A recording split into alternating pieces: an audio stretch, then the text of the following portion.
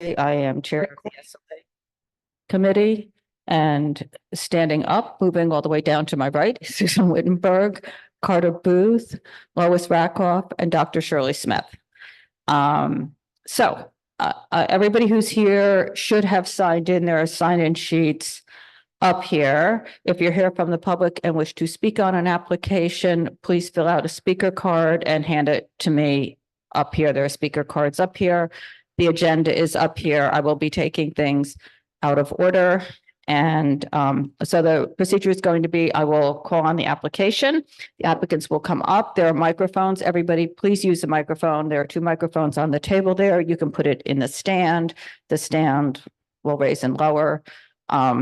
So present your application, then we'll go to the committee for any questions. Once the committee is finished, we will go to the public. We'll come up, address your comments to the committee. When everyone from the public has completed speaking, we will go back to the applicants for any responses and follow-up that they wish to make. I ask that everybody speak respectfully to us and to each other and about everybody, and that there's no back and forth. Everybody's addressing the committee. I think that is it. Again, remember the microphones, and that's it. So the first application is going to be Sankofa USA LLC at 164 Mott Street.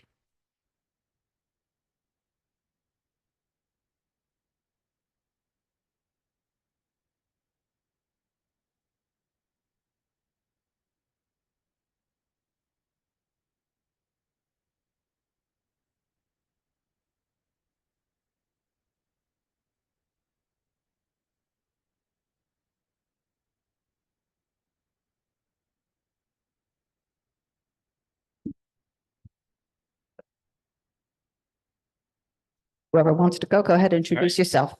Hi, my name is Julian. This is my business partner, Jacob. We're trying to open a slice shop at 164 Mott Street. We're planning to have opening hours from 11 a.m. to 11 p.m., 24 to 26 seats.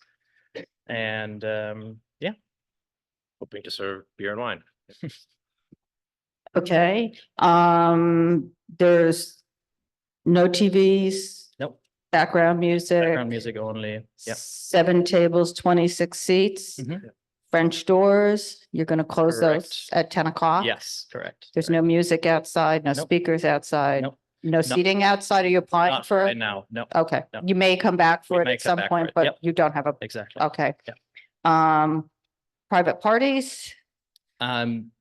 Potentially, We but would accommodate small buyouts, ones. like small buyouts, no more than the normal capacity of the restaurant.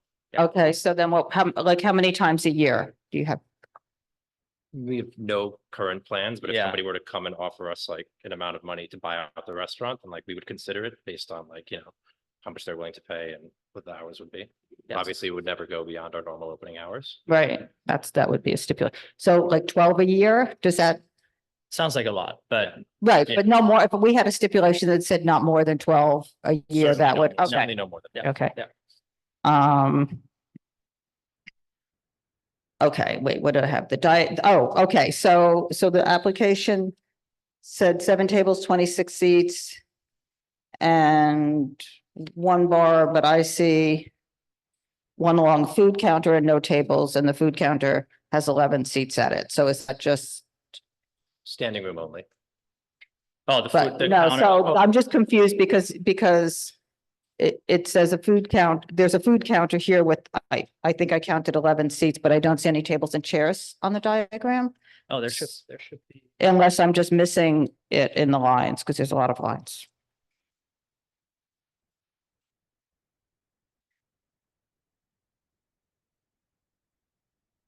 Along the left-hand side.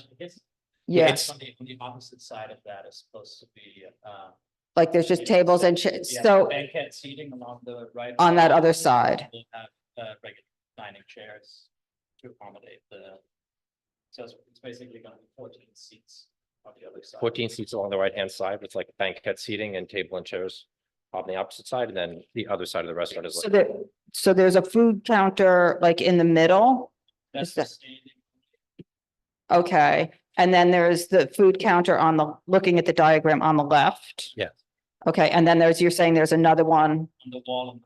on the right, and that's where the tables and chairs are? That's correct. So how many tables and chairs and how many seats at the food counter? Do you know? So planning on having 11 on the counter, the counter in the middle. Oh, yeah. The counter in the middle is standing only, no Okay. seats there. Okay, And then the wall on the right is supposed to be 14 seats. okay, Sorry about that. okay. And then, so the total occupancy, let's see, certificate of occupancy, do you have the The certificate? letter of no objection Objection. allows for under 75. Okay, But we're not planning on having more than 26 seats. plus standing, The standing, which will be another 8 probably. okay. Okay. And what's your experience? This is our first restaurant. We both used to work at 11 Madison Park. Okay, And have been trying to open a restaurant for 4 years. Had many leases fall through. And this one hasn't yet. yeah, Yeah, here we are. Yeah. Fingers crossed, okay, all right, that's it for me. No, you have to use the microphone.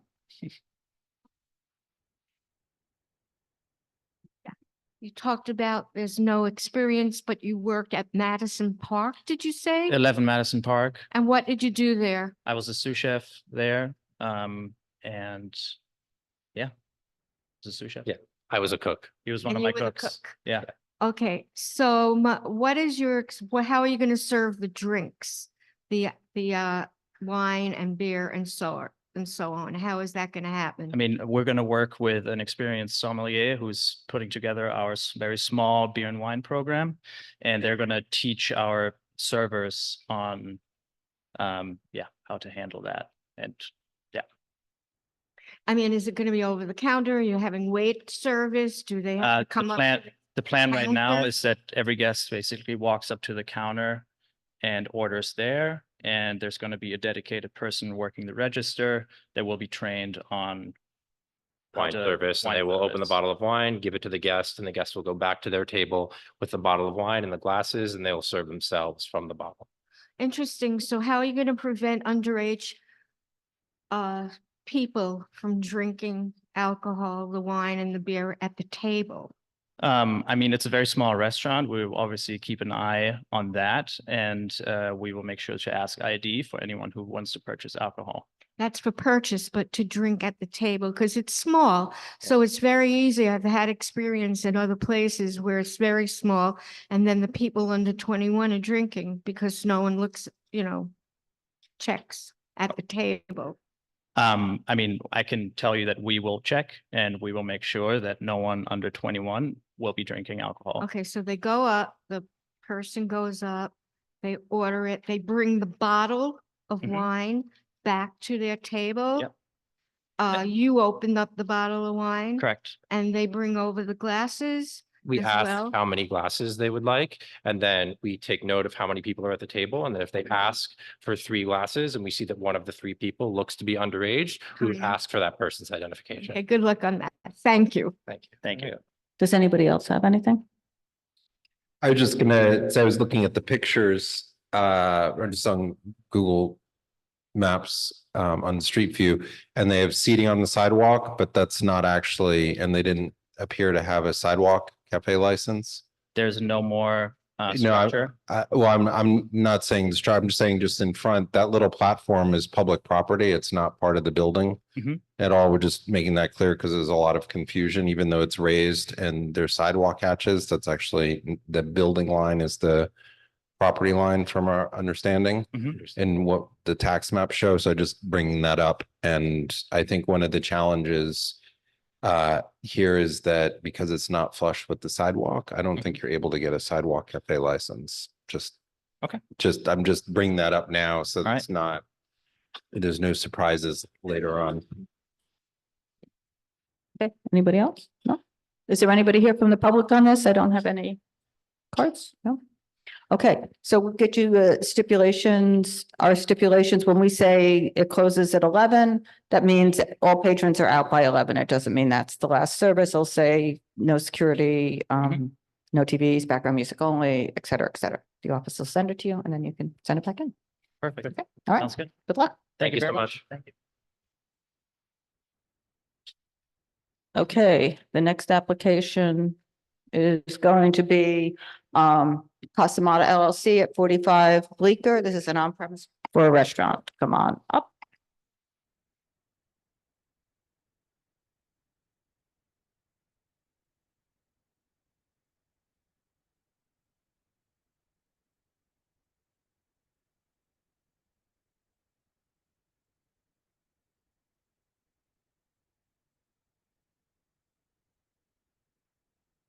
Good evening, CB2. I'm Max Bookman. My firm is Pazetsky and Bookman PC. It's nice to see everybody again. With me is Eleanor Schotten. She is an attorney at the firm. And to my right is Santiago Perez, who is the applicant principal. So this is an application for Casamata LLC. It's at 45 Bleecker Street, although that's the building address. The entrance to our premises is actually going to be off of Lafayette. We're seeking an on-premises liquor license. So a little bit background on Santiago and his team, extremely experienced and well-regarded operators. His first restaurant was in Mexico City 25 years ago called Pujol. It received 2 Michelin stars. It's widely regarded as the best restaurant in Mexico, one of the best restaurants in Latin America. It was awarded one of the best restaurants in North America. And that was his first, and it's still going 25 years later.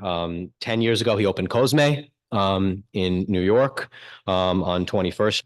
It's also gotten numerous accolades for bringing Mexican fine dining to New York City. And they have another restaurant called Atla on Lafayette, which is their more everyday brand. So that's Santiago and his background. This premises is going to be a blend of their higher end fine dining concepts, the Pujol concept from Mexico City, as well as elements of their Cosme brand from 21st Street. So it's high end Mexican. It's not your sort of standard Mexican American fare with refried beans and burritos. Just to give you an example, part of their concept is a taco omakase counter where for a fixed price for a 3-hour meal you can get 12 or so little plates of with various creative taco entrees. It's an entirely subterranean space. You walk in, there's basically an alleyway off of Lafayette. You're gonna have questions about that. I'll answer your questions. And you walk immediately downstairs. There's nothing to do except walk downstairs. And once you get downstairs, that's where the entire premises is. And it's completely subterranean. Everything is below ground. No outdoor space, no operable windows, no outdoor dining, sidewalk cafe or roadway cafe, nothing outdoors. We're seeking 1 a.m. Sunday to Wednesday, 2 a.m. Thursday to Saturday, background music only. Pardon me, there's background music. There's a background DJ as well. No entertainment level sounds, no live music. All of the other things that you typically stipulate to, they would stipulate to. No promoted events, DJs, outdoor wait lines, all of those things. In terms of outreach, the building is not residential, nor is the immediate neighboring building on Lafayette. In fact, on this corner, there's a lot that's not residential. They did do outreach nevertheless. They held an in-person, they offered to hold an in-person meeting, which they attended at Atla on November 26th. They had a Zoom meeting that they held yesterday. They publicized the Zoom meeting by posting flyers, which we've attached copies of. No attendees, unfortunately, at those. And they did email all of the usual block associations, including Michelle Campo's association and Laura Tenenbaum's, and did not receive any responses. So we are happy to answer your questions. Residential buildings, and you're surrounded by residential buildings. Well, the building we're in is not residential. Well, it will be, It will be, but it's not. and it was. It's not currently. And All right, so and, and your alleyway is surrounded all residential windows that look down on it to the north. no doubt, that's true. There are, I mean, I'd say this is one of the more commercial areas of your community district, but you're absolutely right. There is residential. And there's what do you mean? This is the only commercial building that's there, and the one-story buildings, but everything looks down. I live right here, so, and you didn't reach out to me. I don't know where you live actually. So, Yeah, so, but I just bring this up because I think that I didn't realize your entries from the alley. I mean, that's a significant impact. yeah. So to your So- point that you usually raise, like we were hoping to be able to have a conversation with residents about this, and we're still open to doing that. If they're with you, if Yeah, they're with with you, other I mean, folks who are here, I mean. no, but this- there's never, I mean, we were yeah. interested in seeing members of the We'll public. get to them, but I'm just Sure. surprised the characterization that it's not residential. It's actually very residential.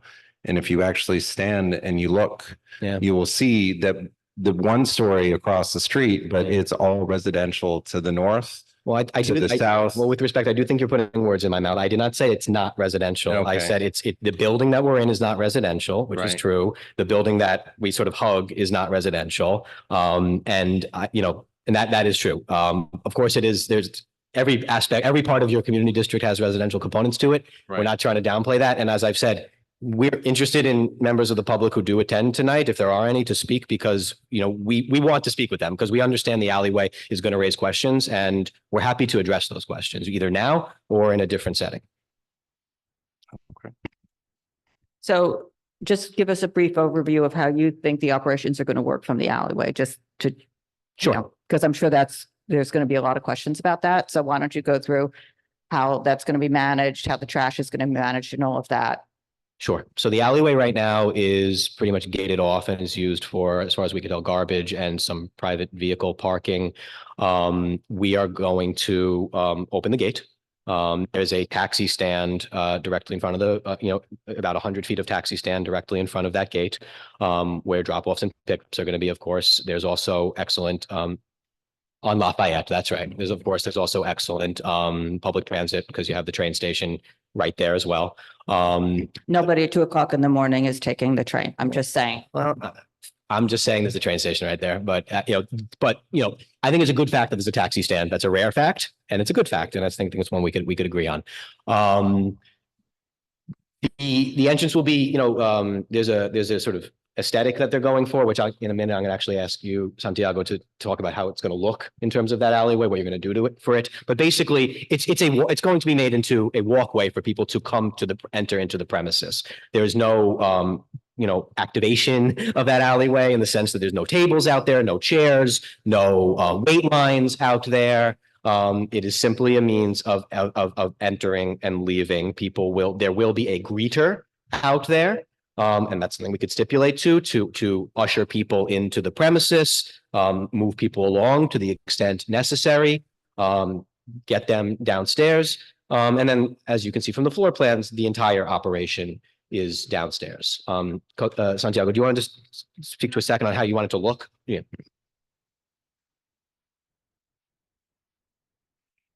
We know there was a store. I see what was there before, but what was in the basement before where you were going to be? For years, as far as we're aware, it's been empty. So that's why there's been no access through the alley to the basement. That's There's no fine. history. So There was a beer from our research. There was a brief period of time where there was a beer and wine license in this building, and we think in this space. But That was in that space Mhm. in the cellar. I'm sure you'll chime in, but that was in the cellar that worked out extensive stipulations with NoHo Yeah. neighborhood that had absolutely, limited use of that alleyway for, I'm sure, all the reasons that you're going to hear, including trash. I'm just Yeah. saying, No, yeah. when someone's asking about the past history, Yeah. and she doesn't have her computer here, that it's in there, and that is the past history, is that it was used as a theater, and so people entered from Bleecker Street to go down, and the use of that alleyway was one of the big things. and was and one of as the I big say, things. if we're happy to talk to people Well, about. that was a theater and an event space. What was there? But the alleyway is gated and they're usually run cooperatively between all the buildings. Do you have an agreement to use that space? You want to address that, and also how you want to make it look? course. Well, thank you so much. Max correctly stated most of the facts. Just to add a little bit of detail, the intention is to have a very discreet entrance, add some plants, and always have a greeter on site. There's no signs, like massive sign, no additional lighting. We run a very professional and upscale operation. And in terms of what was the You wanted to know if Oh. who gives you the right to use that space? Yeah, it's actually a public area, and the stipulation in the lease is that we're going to have access to it right of way. But, yeah. And say, so you have 19 bond, 21 bond, you have the Kith building. This is a whole, which then spreads around going south to Bleecker. I mean, usually these are all run cooperatively. The buildings haven't even heard from you. And 25 bond, excuse me. I mean, but they haven't even heard from you guys. So Carter, this is the exact type of thing, to the point that you always make, that would have been good for us to be able to hear before the meeting. We did the best outreach effort we can. If we are happy to put this meeting over, So just a question, I just have a question, is that there's a locked gate. Yeah, no, because you're raising an interesting point. Like, and it's frankly, it's a point that we've not considered. I mean, we've been told by our landlord that we could use it. You're raising a counterpoint, which is questioning whether the landlord has the ability to let us use it. And it's a legitimate just point that saying I don't have an it's- answer to at the moment. I think that from my experience over the years, the specific alleyway, which runs from Great Jones south to mid-block between Bond and Bleecker, and then east to this space, and then south again down to Bleecker, just to the east of Mulberry Street.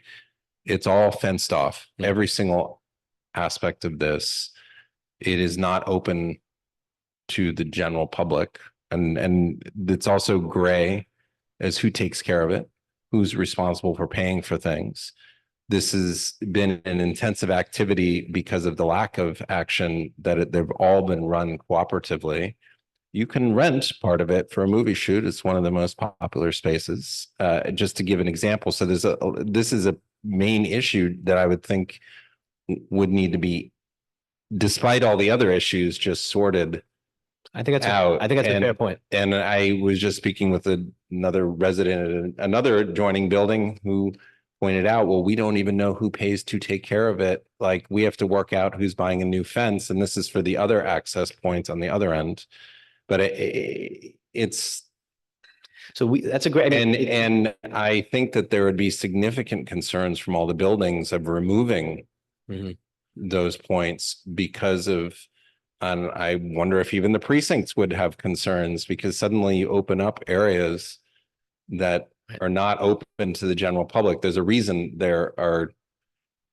So you're raising gated and locked. You're raising entryways. a good and interesting And that's legitimate just point. That, I mean, that's we thought, just because, again, the only input we had was from our landlord. We thought that gate basically was our landlord's, that the landlord was free to lease this space to us, to use, that we would have the ability to open that gate. And that's a key aspect of the proposed access. And the only other way to access this space would be on Bleecker, which is not ideal from community and business perspective. So, but you're raising interesting points, and it's the kind of thing that should be worked out before the meetings. And we tried. You can't get into every single person's living room. We tried, and you can just go on and find the managing agent for any residential building by going on the HPD website, and it lists them. Not as easy as you okay. I'm just, but if you step in my shoes for a day, it's not as easy as you may think. With that said, the entryway for this space when it was commercially used before was through the storefront on Bleecker Street. And it was not activated on a daily basis. So it was broadly worked out, and this was in, I don't know, 2010, 2012, was worked out fairly extensively with that in mind, but also it was known it wouldn't be open every day. And it had two configurations for the layouts, Yeah. but I saw those steps, yeah. or even, one configuration. It was two is the configurations. Theater, and the other is for an event space predominantly. And in fact, they hosted many community events at this location. So many people in the community are very familiar with what the space was in the past. But I would think that this is just as a full liquor license, as opposed to that was a beer and wine. And that was taken into account at that time. But the impact here is pretty dramatic on the quality of life for local residents, is specifically because of this entryway, number one, and then the number of occupants in there and the late night hours of operation. I mean, these neighbors can all speak for themselves, but then you also, the taxi stand that's there is left over from when all the taxis used to change over here, and the neighborhood was full at the 2 shift changes for yellow cabs, and that's why it's there. And we wonder if it will stay, because that's the reason it was there, but there's no purpose for a taxi layover area anymore in the neighborhood. So that's Okay, well, another issue, but that also your drop-off area is right underneath people's windows, where they live, and having to walk around. And not just that, there's also the diagonal lines of sight that go up to all of these residential units. So, and you have 50 bar seats, and it's the DJs, et cetera. It's like a speakeasy thing, and that becomes just an impactful thing. Yeah. So I it's hard, but I'll let other people speak. But a number of Well, people I'd like to just in the respond to last what you day or said. two have Yeah. just reached out and said, "What is this? We're finding out." People have been emailing each other, but unfortunately, the NoHo Bowery stakeholders is no longer in any operable fashion. And so the very extensive email list, which would have been shared, and there was a monthly newsletter, doesn't exist anymore. So it's more difficult to reach out to anybody. So I would like the chance to just respond. You raised a number of points. I think it's clear that, we're going to be asking to put this over. As I've said a few times now, they'd like to see if there's a way to make this work. We've had no chance to speak with anybody despite our efforts. We're not looking to push this through tonight, or blame anybody. I'm glad to hear that, you live here. So maybe, so we'll put a meeting together. We'll talk. We'll do whatever. So I don't really want to go through. And I think it's clear. Yes. Yeah. But there are people here, yeah. so I'm going to go. No, I don't want to cut it short. Yeah, no, I mean, just put that out there. I mean, it's clear. I mean, just to be clear of our intentions, we're not looking to, we wanted to have these conversations, but I would just like to fit, Carter's raised a number of points. I would just like a chance to address. So because of that, I'm not going to go tit for tat on every point you raised. I think there are some positive aspects of this space. The fact that it is subterranean, I think, is typically viewed as a positive aspect. I purposely did not, rely on the fact that there was a prior beer and wine license there. That wasn't in my opening remarks, because I'm really not trying to compare this operation to that, because they're not comparable, and I recognize that. The taxi stand is, you raise an interesting point there. I mean, we thought that would be something that would be viewed favorably, because typically the feedback that we get is, your restaurant is going to draw lots of for-hire vehicles, and there's nowhere for them to drop off and pick up. And the fact that you have about 100 feet of drop off and pick up, I think is a good fact. But, we definitely want to see if there's a way to make this work. And so we would like to be able to have the opportunity. And if there's people who've come here tonight to speak, we don't wish to cut that short. Let's hear from them too. Okay, hang on one second, guys. I'm going to you, Lois. Yes. Thank you. 2 words that piqued my interest, and it sounded very interesting, and you made it seem that it was a positive thing. 2 words: discreet and no lighting. And to raise the point that Carter mentioned, I was going to say, what is this? A speakeasy?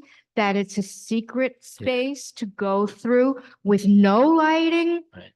And it's discreet. And would you explain what you mean by saying no lighting and discreet? Sure. So you can't make everybody happy. Sometimes the feedback that we get is, we want there to be lots of lighting because some people feel that lighting makes the area safer, deters bad actors, etc. Other times, particularly when you have a sort of space like this, folks who live in the neighboring buildings don't want a lot of lighting because they feel that the lighting is going to disrupt their own homes. And so, the starting point that Santiago raised was on that side of the coin, was that we are not looking to have a large neon sign with arrows pointing to our place because we don't want to disturb people who would be disturbed by that lighting. But we are, of course, happy to hear feedback from local stakeholders, take that into account and see if there's an amount of lighting that could satisfy as many people as possible. It's not a 120 speakeasy. 120 people coming out at 1 a.m. in the morning, filtering out, and at 2 a.m. in the morning to an unlit space makes me feel uncomfortable. And I'm speaking Understood. for other people as well. I hear that point, and it's heard. Dr. Smith, did you have something?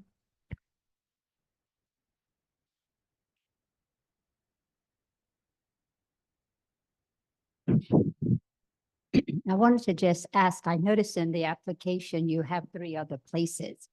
What are the hours for all 3 of your restaurants? What are your closing? Are you able to answer? Yeah, okay, go ahead. We can start at East 21st Street. Yeah, it depends on the restaurant. We have 3 existing restaurants in New York. One in Williamsburg that closes at 11 p.m. Lafayette that closes around midnight every day. And Cosme that closes around midnight during the weekdays and Thursday to Saturday at 1 a.m. And I noticed, so you're asking for Thursday, Friday, and Saturday for 2 a.m. restaurant. Because Why? an integral part of this concept is as Max described, the taco omakase, which is a very upscale experience. It's a 3-hour dining experience. We require 3 sittings to make the business work. And in order to be able to fit in the 3 sittings, we need to be able to run the third one at between 10:45 p.m. and 11 p.m. at the max, so that it allows sufficient time for all the turns to. So you're saying in order for your business plan to succeed, you need to have 3, you need to be open 3 nights a week until 2 a.m. That's correct. But not at the other places. That's correct. It's a different concept. Yeah. And how does the menu though differ? You talked about seating. I could address that. So it is different dining concepts at each. And so this particular concept will be their highest end. It's they're doing in Mexico Is City. it all Mexican food? Pardon me? Is it all Mexican food? It's all Mexican cuisine, high end, very, interesting Mexican cuisine. But that's why the hours are different in each, because it's not like it's the 3 of the same restaurant. It's 3 different. It's all Mexican, but it's different levels of formality. Yeah. What's also been noted is that Thursday night at 2 a.m. Friday is a school day. And there are kids that go to school and people go to work too. So Understood. And that's something we'll definitely be interested in talking about to over the next month. Okay, I think I'm going to go to the public. I have Julie Simpson, Tim Hines, and I don't know if there's anybody here who would like to speak on this that did not just come on up. And if you didn't fill out a speaker card and you wish to speak on it, just fill out the speaker card either before or after you speak. Go right ahead, start with your name. My name's Julie Simpson. I live in the building that is the corner of 54 Bleecker and 330 Lafayette. So it's that whole, almost half of that block. And so our building faces the storefront of the building. They wish to take the subterranean. That corner, when anybody ever, performs out there, does whatever, it is unbearably loud in our apartments. So my biggest concern with this is not the quality of this restaurant or the reputation of the restaurant. I've eaten in all of their restaurants. The food is delicious. I eat at Atla once a week. At first I was excited, but what I'm not excited about is the fact that it's going to be open till 1 a.m. or 2 a.m. I mean, the difference between those two is really nothing. It's still really late, and all of my bedrooms face Lafayette Street. So I'm really concerned about the noise of people waiting in line, and maybe, you know, they have a way of controlling the people who are waiting in line, but it's those other people that are now attracted to this spot. And then we have, you know, 4 stairways into the subway right there on that corner. I can only imagine how treacherous that's going to feel if there's a lot of people there, and especially people who have been drinking. And I question the whole Kaze thing. Like, if it starts at 10, it's really going to go till 2. I mean, I think that's like 3 hours of just bare drinking. It sounds like to me. Anyway, and then the parking, like, we have so little parking, but what we do have is like a big loading zone on Lafayette Street. And I can just imagine people will park there illegally, because what do they care? It's just a ticket if they can afford this level of dining, which is very high. I've experienced it. It's beautiful. So car radios, and, you know, where am I going to park my car when I come home late at night? Yeah, it's mostly noise that I'm concerned about. Thank you. Thank you. Hi, my name's Tim Hines. I live at 54 Bleecker Street on the corner of Bleecker and Lafayette. A few things. I missed all the flyers. I didn't see any flyers. Nobody contacted me. The first time I heard about it was from Carter. I'm just going to go through a few discrepancies. You were asked about the other 3 restaurants and the hours. I checked on the website. The restaurants are open till 10, 11, and 10, not midnight or 11. You may close the place at midnight at 11 or midnight or 1, but the restaurant, you can't get a seat there at 11:30. This application generally to me looks like a nightclub and drag. It talks about the restaurant and it has the thing in the menu, and then it describes what they're going to do. And it's written as the hostess is going to monitor the people on the sidewalk, and she's going to seat people and then monitor 120 people on the street. And then what they're going to do about the crowds is they're going to use, I think they're going to adjust the Uber app and the Venmo app. Those are the things. I live above the Temple Bar. And when that first came in, I think it's about 40 people. They had the same type of application. They didn't even say they were going to have a DJ. They were just going to have background music. The first night they were there, they had a DJ. They had 20 people on the street. They still have a 7-foot bouncer that stands out there. There are SUVs that park along the street. That's only a 40-seat place, and they're open till 2 a.m., actually 3 a.m. on Thursday, Friday, and Saturday. It's not 120, it's 40. So I don't see any plan for managing the crowd late at night, and I still don't understand why it has to stay up until 2 in the morning if it's just a restaurant. To Julie's point, it sounds like, well, you're done eating at 10, 11 like the other restaurants, and now you have a full-blown club that goes on for the next 3 hours. And we're all going to be subject to that. So thank you for letting me speak. Thank you. So go ahead. I'll give this to you afterwards. Neil Foster. I live on 19 Bond Street, the corner of Bond Street and Lafayette. Our building directly opens up onto the alleyway, as well as the western side of our building is on Lafayette, where that taxi stand is, which, by the way, recently the Department of Sanitation has started putting storage bins to store trash there and everything in the middle of those taxi stands, which might speak to the longevity of that actually staying there. I came here tonight. First off, I'm familiar with the different eateries. No question about sort of the quality of the food and what the space will be. But I was not aware that the entrance was planned in the alleyway. Questions about that. That is each building that backs up to that alley has a deeded access to that. And our understandings are the north side of that alley for each section is the responsibility of the buildings that border that alley. And so we'll have lots of outstanding questions about why the access needs to be in that alley and not on Bleecker Street. The concerns I had coming here tonight were very much aligned with the previous 2 speakers around noise.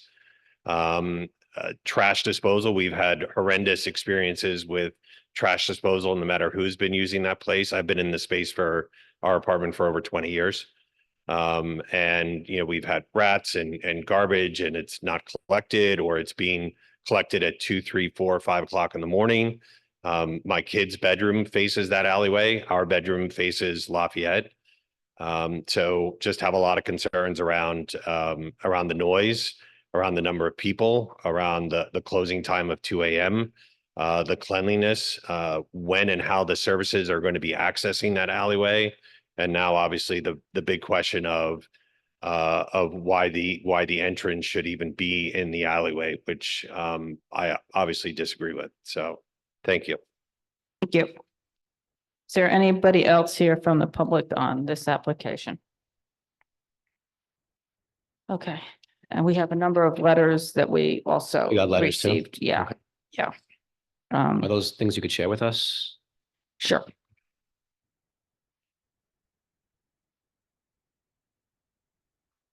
Of the alleyway. Yeah. So look, I mean, Yeah. we're gonna see if we can work something out over the course of the next month. We've taken good notes on the issues that have been raised, to the point that Carter typically raises. You know, it's good to try to get these done before the meeting. We tried. Outreach is not a game of gotcha. We tried our best. We documented it. We hear that not everyone saw our flyers, had a chance to speak with us. We wanted to, so we're happy, as I say, to try to see if we could bridge some of the divide that we see here tonight. Carter, could we? Yeah, I'm happy to work with Mark. I mean, we can't share the contact information, but more than, and this, Right. just to your point, I did try to look to see if you guys had flyers up on the front of the building, anything to share with people, and there wasn't anything, and obviously it was Thanksgiving, and then I just emailed people just a couple days ago who I know are here and typically reach out to me, and other people did reach out because not everybody reads our calendar. So shocking. I read every word. But and I think I think that having communicated with a few of the co-op board presidents, it's the alleyway issues. I didn't know this was on the alley. It's not particularly clear from the things, but that's I'll just tell you that's in and of itself its own issue. And like Neil had pointed out, these are negotiated situations in these alleyways because of all of the buildings that front onto them. Yeah. And that's it. So that's a real. That's what I mean, that's a private situation, not necessarily that's our concern, but If I could just ask you, Carter, since is that a public way, or? I have never received an answer that's clear because these all existed so long ago and were the private servicing alleys for the rear of these buildings. And they exist. The reason this one is shaped this way is because it predates the creation of Lafayette Street. Okay. So there are buildings that ran across, which is why it's a little irregular along the north-south side on Lafayette. And that's where these alleys were. And, people rent them out for movie shoots. I'm just saying it's who not rents the them? city. When someone rents The it out, space between Bond and Great Jones is often used for movie shoots. And but if I'm doing a movie shoot, who do I pay to rent it? I mean, like I said, I'm not sure of all those details, but these are the situations that are worked out. And that's, or for example, the other space, it's all negotiated on the garbage. People, Neil had mentioned that there's deed access. It's not clear to me because there's never been an answer. And what has happened is that everybody is forced to work together to secure the safety and the security of those areas, to manage the garbage, to take care of all these activities, and also repair the spaces because you can't get the city's not coming in, I don't think, and repaving them. So look, we clearly there's a lot of different issues. You've raised something that we have to talk to our landlord about. And also all the residential units, this was the quiet space. Right. And this is when people have redone their spaces. I'm sure that many have moved the bedrooms to this side away from the other areas. All right, so maybe, So- maybe Bleecker is an option. I mean, the good news here is that, you know, I think as I heard from the panel and from some of the speakers is there seems to be a recognition as to the operator, like it seems to be the recognition that they're going to be good operators, be true to their word. These are not people who say one thing and do something else. But the points you're raising are legitimate points, and we've taken notes on them. And if we will reach out to you and Mark and if anyone would like to speak with us over the course of the next month, we would like to see if there is a way we could bridge the divide, and we'll have to report back to you next month. Okay, hang on. So Lois and then I- Susan. Yes. Are you going to have bottle service? Probably wine, no? No, I mean, yeah. Aside from wine, I mean. No liquor, aside no, from wine. no liquor bottles, no. Okay, because my question is, I'm familiar with omakase in terms of sushi and so on, but how is the drinking for 3 hours? How is that going to happen? Eating for 3 hours and drinking for 3 hours? I mean, that's a lot of alcohol Well, in general. So how is that going to work? well, it's going to be a nice restaurant where you've got to pay for each drink. It's not like an all-included thing. So, you know, many fine dining restaurants have about a 3-hour turn. The difference with the taco omakase, which is their unique thing that they're doing, is that it's a fixed price for the meal. The meal is going to cost around $250 per person for. No. Yeah, well, I know you're interested in that, so I shared it.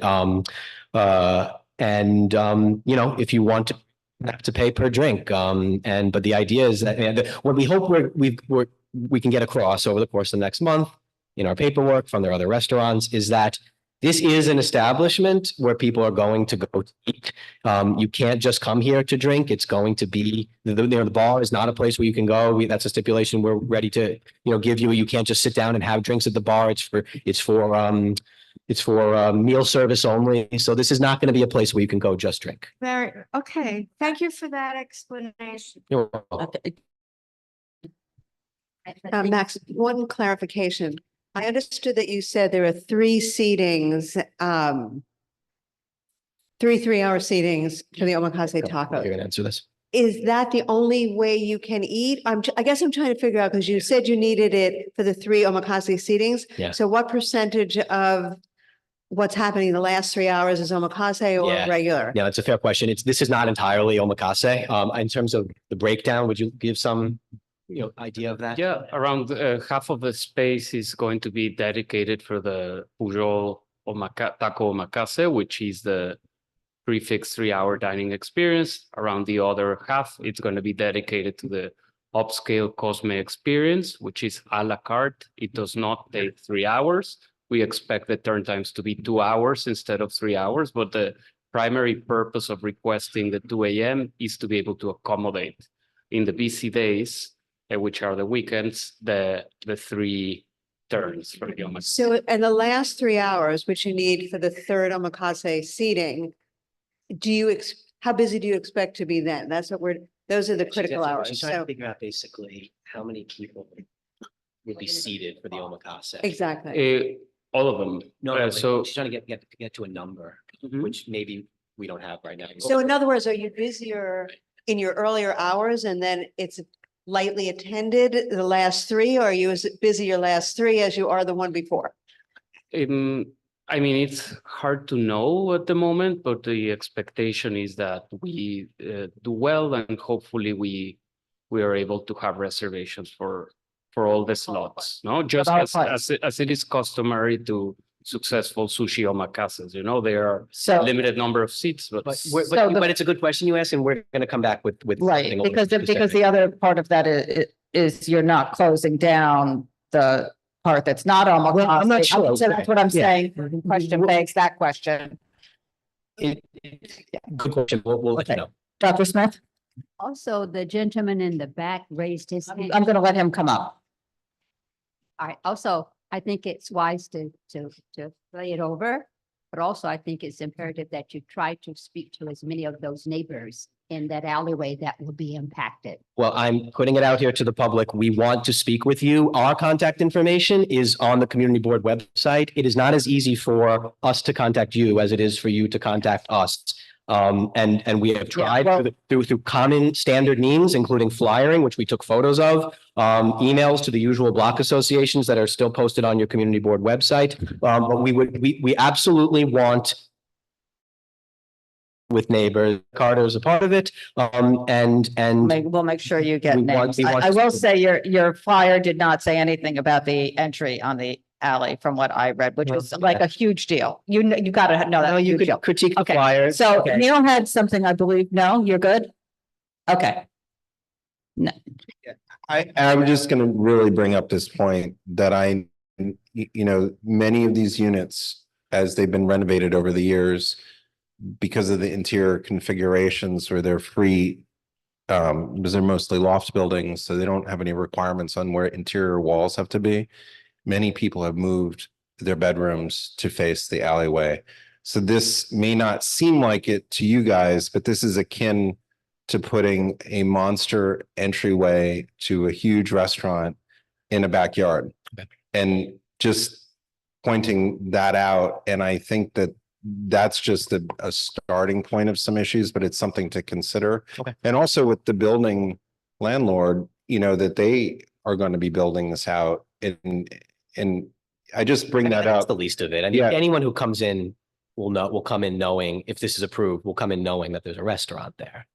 I mean, your concern is No, no, typically no, for but pre-existing I'm- residents. but- Well, yeah, but it's also the way, you expect normal places to operate where the entrances are. And normally for a large establishment, you expect the entrance to be on the main roadway. Right, well, And that's there is an option for Bleecker So- Street, and that's one thing that we'll talk about when we talk. right. Okay, so you'll send We in are- the appropriate email. You Yes. won't file your We will not file the application. SLA. No, we So won't. thank you very much, Uh, Max. Appreciate that. Right. Okay, see you next Okay. month. Thank you. All Thank right, you very much. and just you reach out to the office and everything if you Okay. need names. Okay. Okay. Okay, the next application is going to be JEJU Noodle Bar, Nolita LLC, doing business as JEJU Noodle Bar, 204 Elizabeth Street. Yep.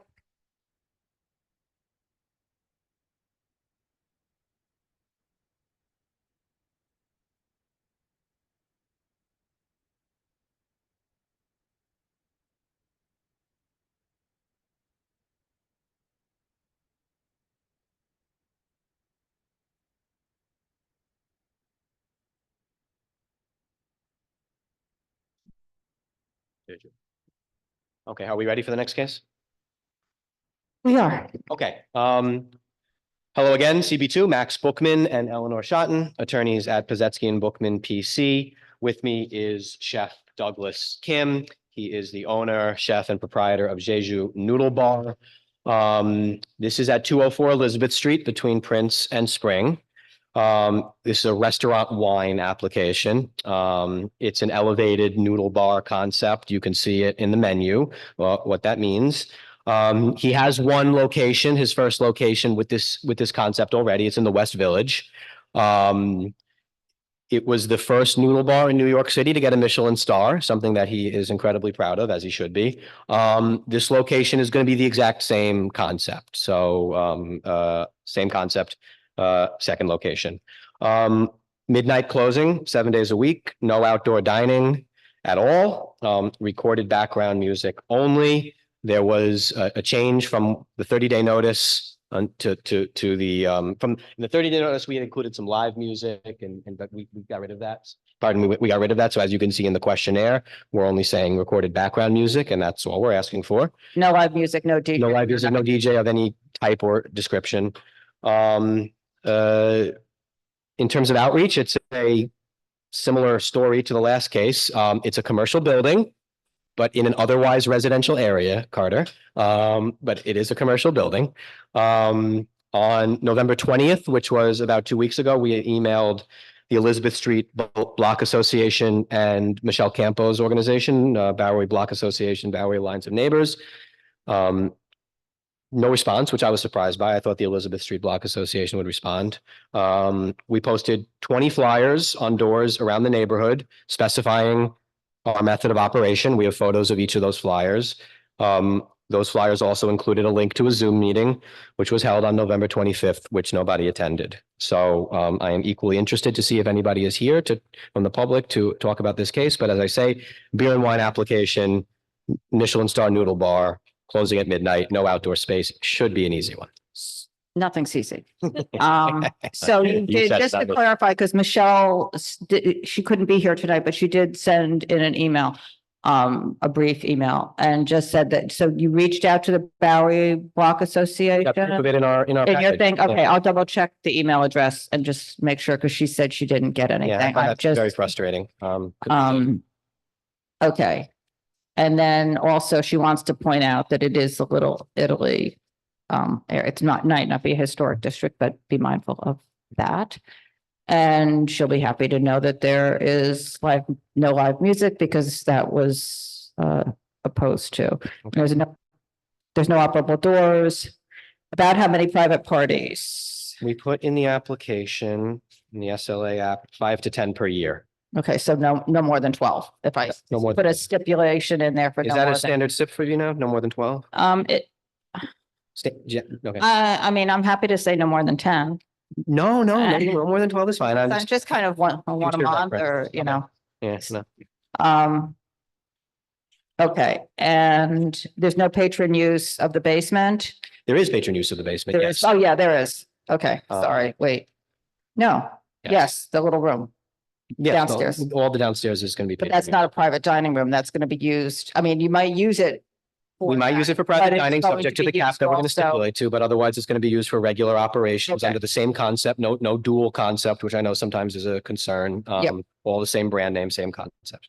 Okay, and the C of O is, So the current C of O, we've got to get amended. There's a final C of O on the space right now for 30 upstairs and storage downstairs, but the upstairs and downstairs are both youth group 6. We've been insured by our landlord, who, this particular landlord, I've worked with him before and is, in my experience, pretty diligent on these topics, has assured us that we can get the C of O amended.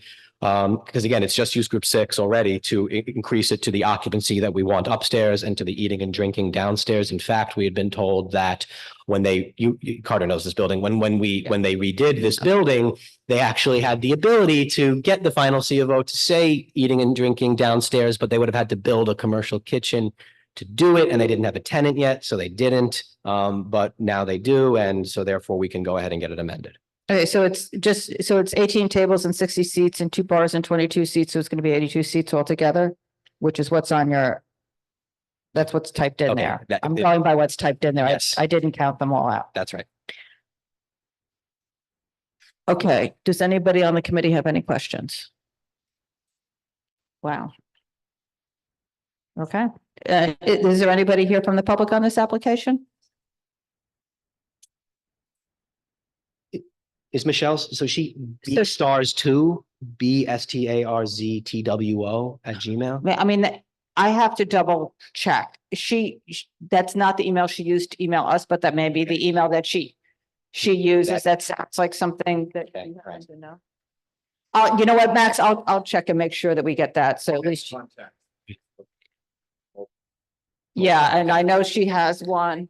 You updated last time you updated your block association list was last year. So I know, No? no, Okay. no, but Pardon, stand the corrected. people don't necessarily respond. So what did you have? Sorry. Bowery? I use Bowery Stars, STARZ @gmail. Okay, we'll add that to the list. Okay. Okay, so yeah, that's what I said. She did send in a comment, but she didn't use that email address, and I think I covered everything that was in her comments. So, okay. Thank you very And much. And that means 12 o'clock means, but he is familiar with that because he has another restaurant in our. Yes, we've Okay. discussed it as well. Okay, thank you Okay, very great. much. Thank Have a you. Good evening. Thank you. Okay, everyone. you too.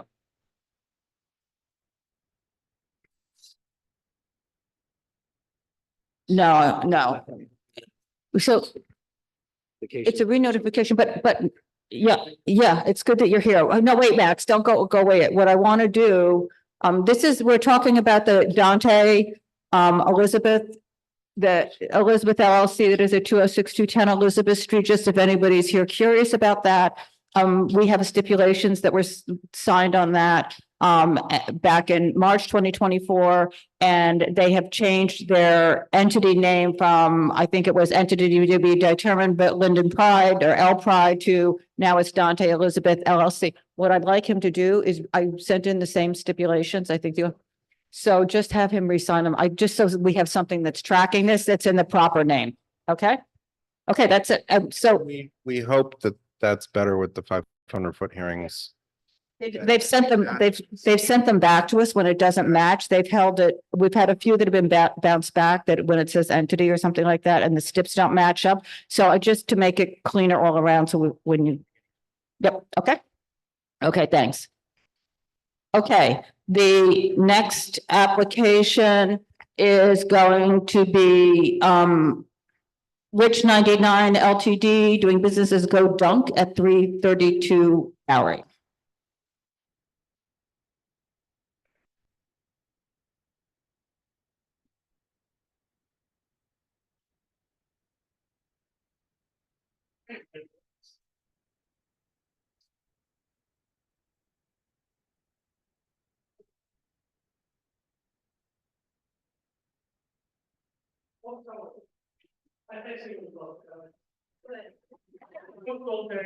And he wore a tie for us tonight too.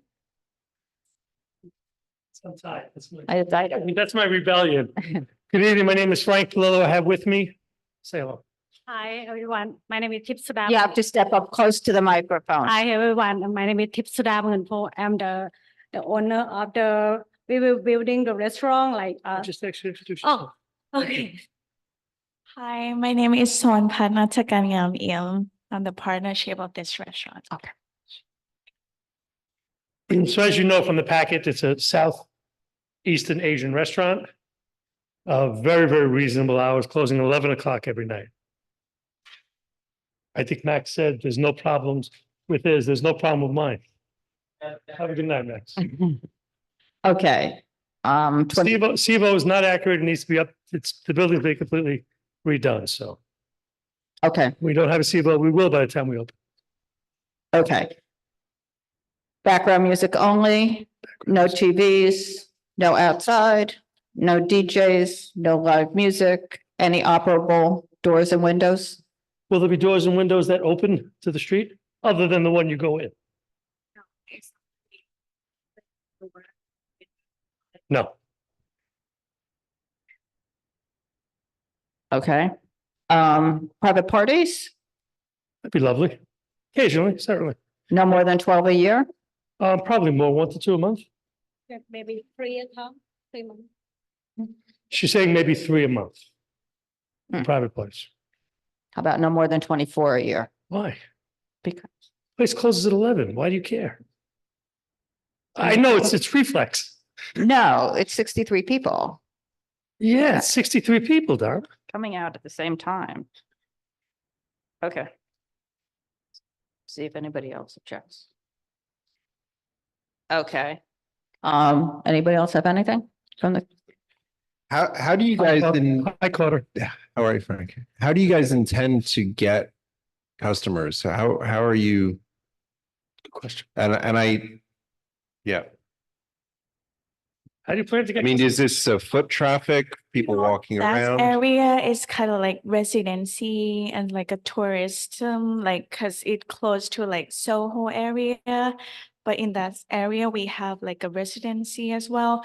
So we, not only we care about the tourists, but we also care about like, residency. So we do care about like the noise and also the variety of like customer, not only like residency that we plan to like create like the authentic. Yeah, so I was gonna say the reason I raised this and as somebody who intimately knows this specific area, that's not gonna get you very far here.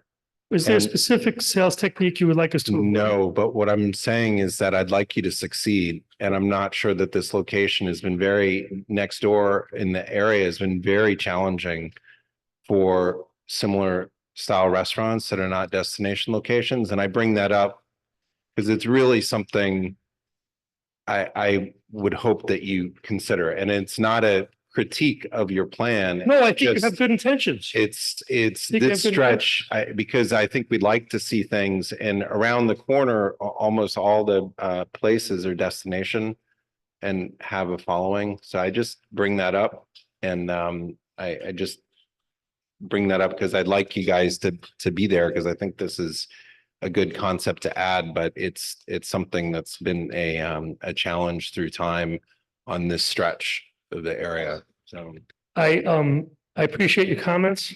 I have to tell you, they come from very strong pedigree, other clients of mine in the industry. So I don't know what sales techniques they'll be using, but I'm sure they're going to be successful. Their food is magnificent. I've eaten at 2 of the restaurants. What are the other restaurants? Not theirs, that the ones they work for, they're on their personal questionnaires. They don't own the restaurants, but they're Okay. on their employment history, Okay, their great. personal questionnaires. Is that in here? Yeah. Yeah, okay, okay, no, you don't need to, I'm curious. Anybody else have anything? Lois? Hi, Lois. Good. How are you serving the drinks and what are you going to serve as drinks? How do you serve the drinks? So I don't know how to answer. we're Go gonna ahead. do like a full bar. We're gonna do like a full bar, including like wine and beer. But from my point of view, I'm gonna do like a full bar, which is like try to like represent like Thai recipe in the drink. For example, I know that you guys know like green curry or like kind of like spicy chicken salad. We're gonna like represent that kind of things into the drinks. That's my passion is. Yes, spicy. Kind of like we're gonna do like coconut fat watch in the drink to like a little bit spice it up. And what alcohols are you going to use? We're gonna use gin because gin has like specific, like scents, like taste, not just like vodka, which is like 100% alcohol. Yeah. And what are your price points? What? How much are the drinks? It's gonna be like the average, not too expensive, because we're not like a bar. We Be still like specific. What, I don't know what average is. it's gonna be like 16 to 17, and that's it. We're not gonna do like overpriced stuff. Because we try to reach like, like the customer that kind of like afford it and have a good experience with our drink. Okay, And I read something about that you have the counter that something in your papers point. that you could be at the counter and watch the food. Something like that. I'll find it. You Okay, mean, go you mean an on. open kitchen? Yeah, like an open kitchen. No, not open. where is the Where is it? kitchen? Well, okay, that's my, Go to the that kitchen? was my follow-up. Where is it? Yeah, where is the Seems kitchen? like a fair question. and then it raises the point, is there, stacked to the roof? Is there a new ventilation being installed to the roof?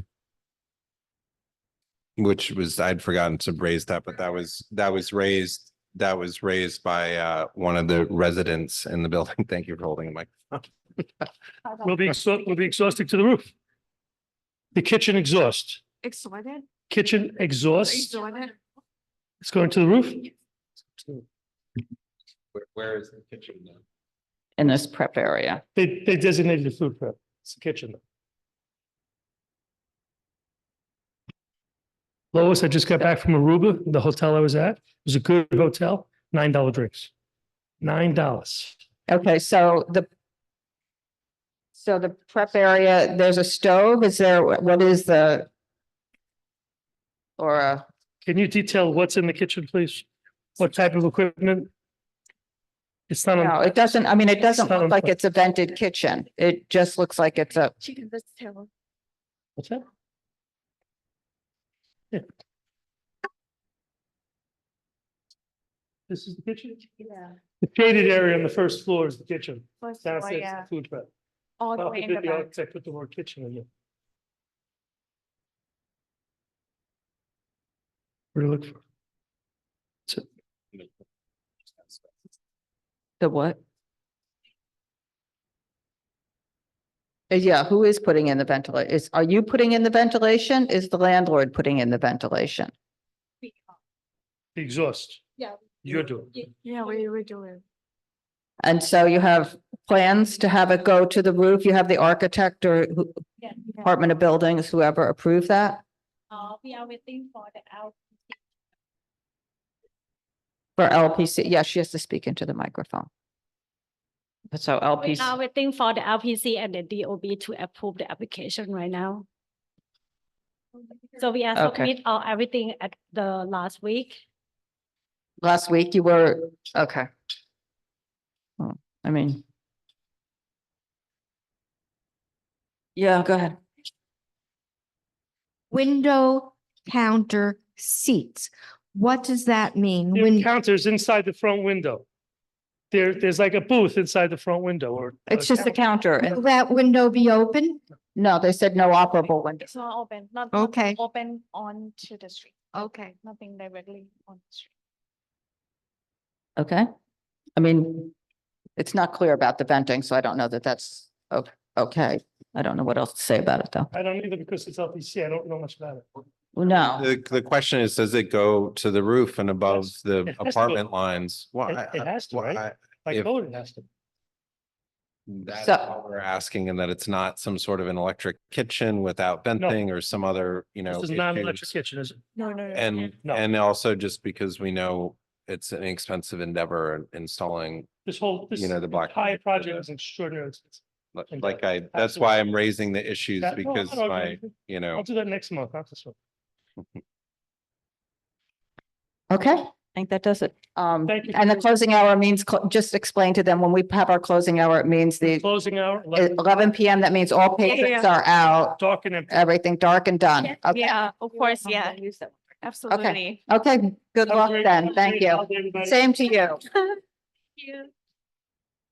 Okay, and the next application is 343 Broome Tomorrow LLC at 146 Bowery on premise for a restaurant. We heard this partly last month.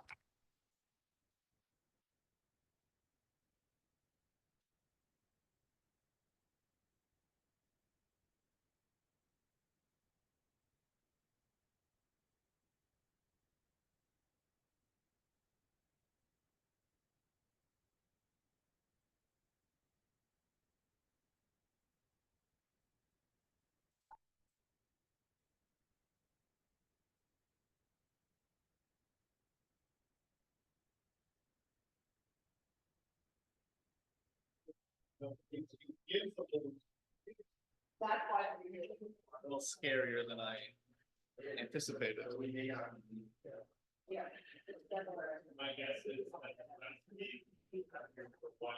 February.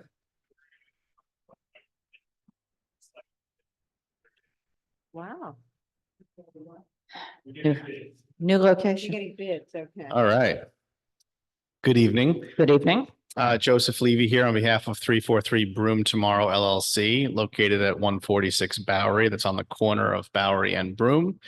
This application originally appeared before this board last month. It was put over. We've made some edits. We've cleaned some things up, and we're back here before you. I want to recap sort of the nuts and bolts of the application. I'll highlight the items that have been amended and why. And I understand I was not here myself last month, but I understand there were a number of DOB issues that were raised, and to help answer those questions, if any of them are outstanding, not only did we submit a number of approved plans to the board office, but we also have the architect of record here with us who can shed some light on what's happened here historically, as well as where they are currently. Is my volume okay? This sounds very loud. No, it's good. Okay. So this is, as you heard last month, this is a sale of assets. It's a transfer of an on-premise liquor license for a restaurant space. What we presented last month were a method of operation that we understood the stipulations from the prior operator to be. That was incorrect. We've since corrected some of those things, most notably removing the DJ. We were under the impression that the DJ was allowed in the lower level. After reviewing the stipulations, we see that that's not the case, and we've removed it ourselves. That is not our intended business plan anyway. Just to be super clear, the method of operation that's being sought here is 100% in line with the prior stips that were executed. There's nothing different here than what existed in the stipulations prior with respect to it being a full service restaurant, although the cuisine will be different.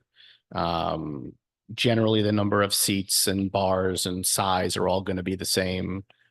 Background music, no DJs. There's no outdoor space on this application. While they do want to potentially consider DOT permit in the future, we are far away from that conversation. So for our purposes right now, there's going to be no outdoor space. There's no use of a rear outdoor area, which was a prior stipulation as well. You've got 66 seats here over the 2 floors at 30 tables, and you've got 2 bars, 10 seats. Okay, so I'm going to start right there and then I'll let you keep going. I counted the seats and that's not what I came up with.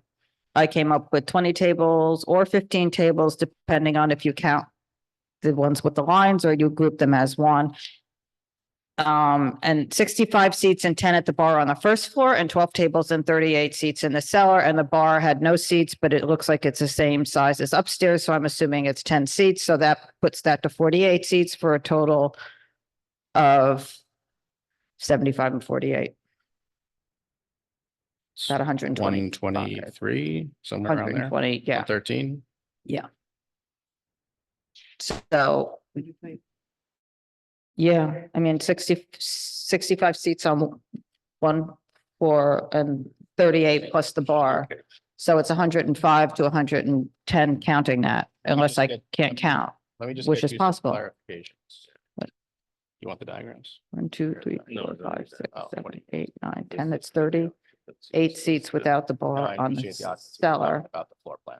Right, but there is a place of assembly. No, There's at the cellar that's not level. I couldn't find that either. That's not the question. Question is the floor plan. They want to know how many seats there actually are at tables and where they are. I mean, well, I'll just say the floor plan seems pretty clear. I think the floor plan is correct. It just doesn't We align just didn't have it on the with application. what's correct. written on the questionnaire, and then that goes to the public assembly, which I don't believe Correct. That- exists. That is. No. That's the. There is an approved place of assembly. So I was gonna say, I mean, but there's no C of O for the basement.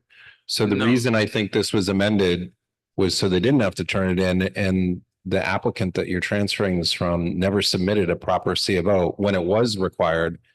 And they were not truthful to the liquor authority and operated the basement illegally. This is just, Yeah, but okay. I mean, The that's, cellar does not require a place of assembly because it's less than 74 people. Only the first floor has a place of assembly. right, but they had also stipulated that they would operate this as one premises connected with only one entryway as the primary entrance. Which we understand they did not. So- We did not understand a lot of their operation. Sorry. Principal on this license application, this is the architect, by the way. Yeah.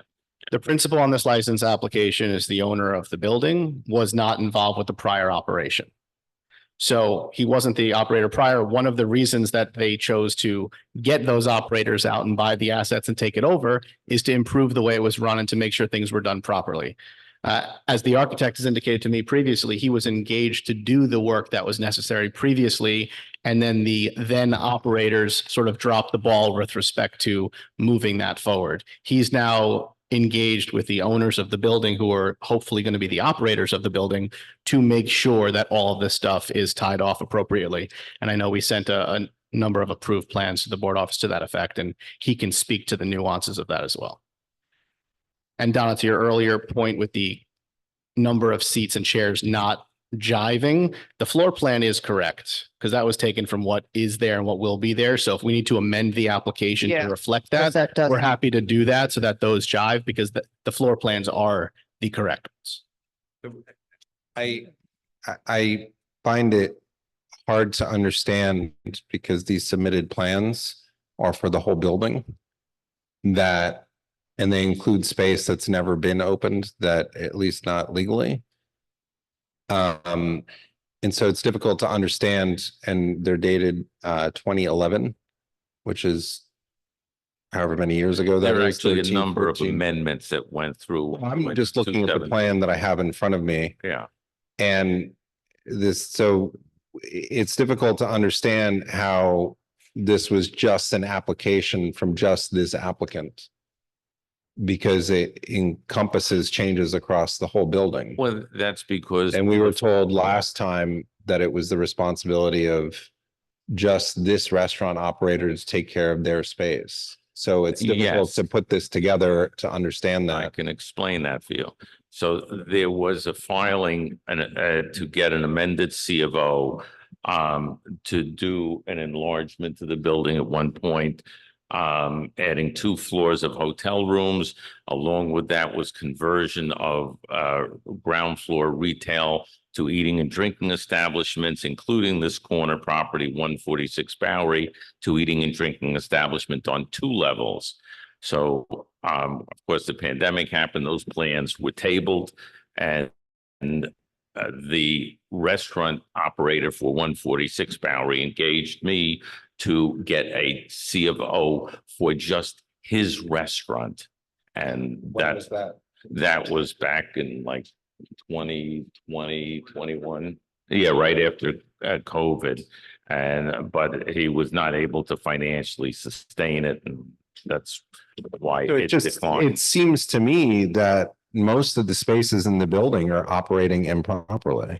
No, actually, there is a building department memo that allows you to convert a retail to an eating and drinking establishment as of right without changing the C of O, except as long as you maintain the egress. So, for example, there is a pizza restaurant, I think at 351, that has the same egress as when it was a retail store, and you don't have to get a new C of O for that. But since they were doing this addition, we were filing to get a new C of O for all those spaces anyway.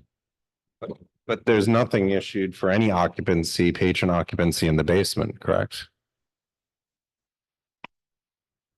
No, Never that's has why the been. one, most of this basement remains storage, and the 146, which is what we're talking about today, is filed and approved to change the use from retail and storage, eating and drinking establishment on both levels. Yeah, but I mean, we've heard this rumored for some time. These plans show, I mean, this entire building is licensed premises. And in 2010, it was so we've had a massive increase in this building of impacts on new licensed premises. And we come to find out that this premise never even operated legally. And they were operating until just recently, whenever it is completely contrary. It was to this mismanaged. certificate. It was mismanaged. Well, whatever it may be, it was just operated completely against the stipulations of what it was supposed to be. And it just sort of,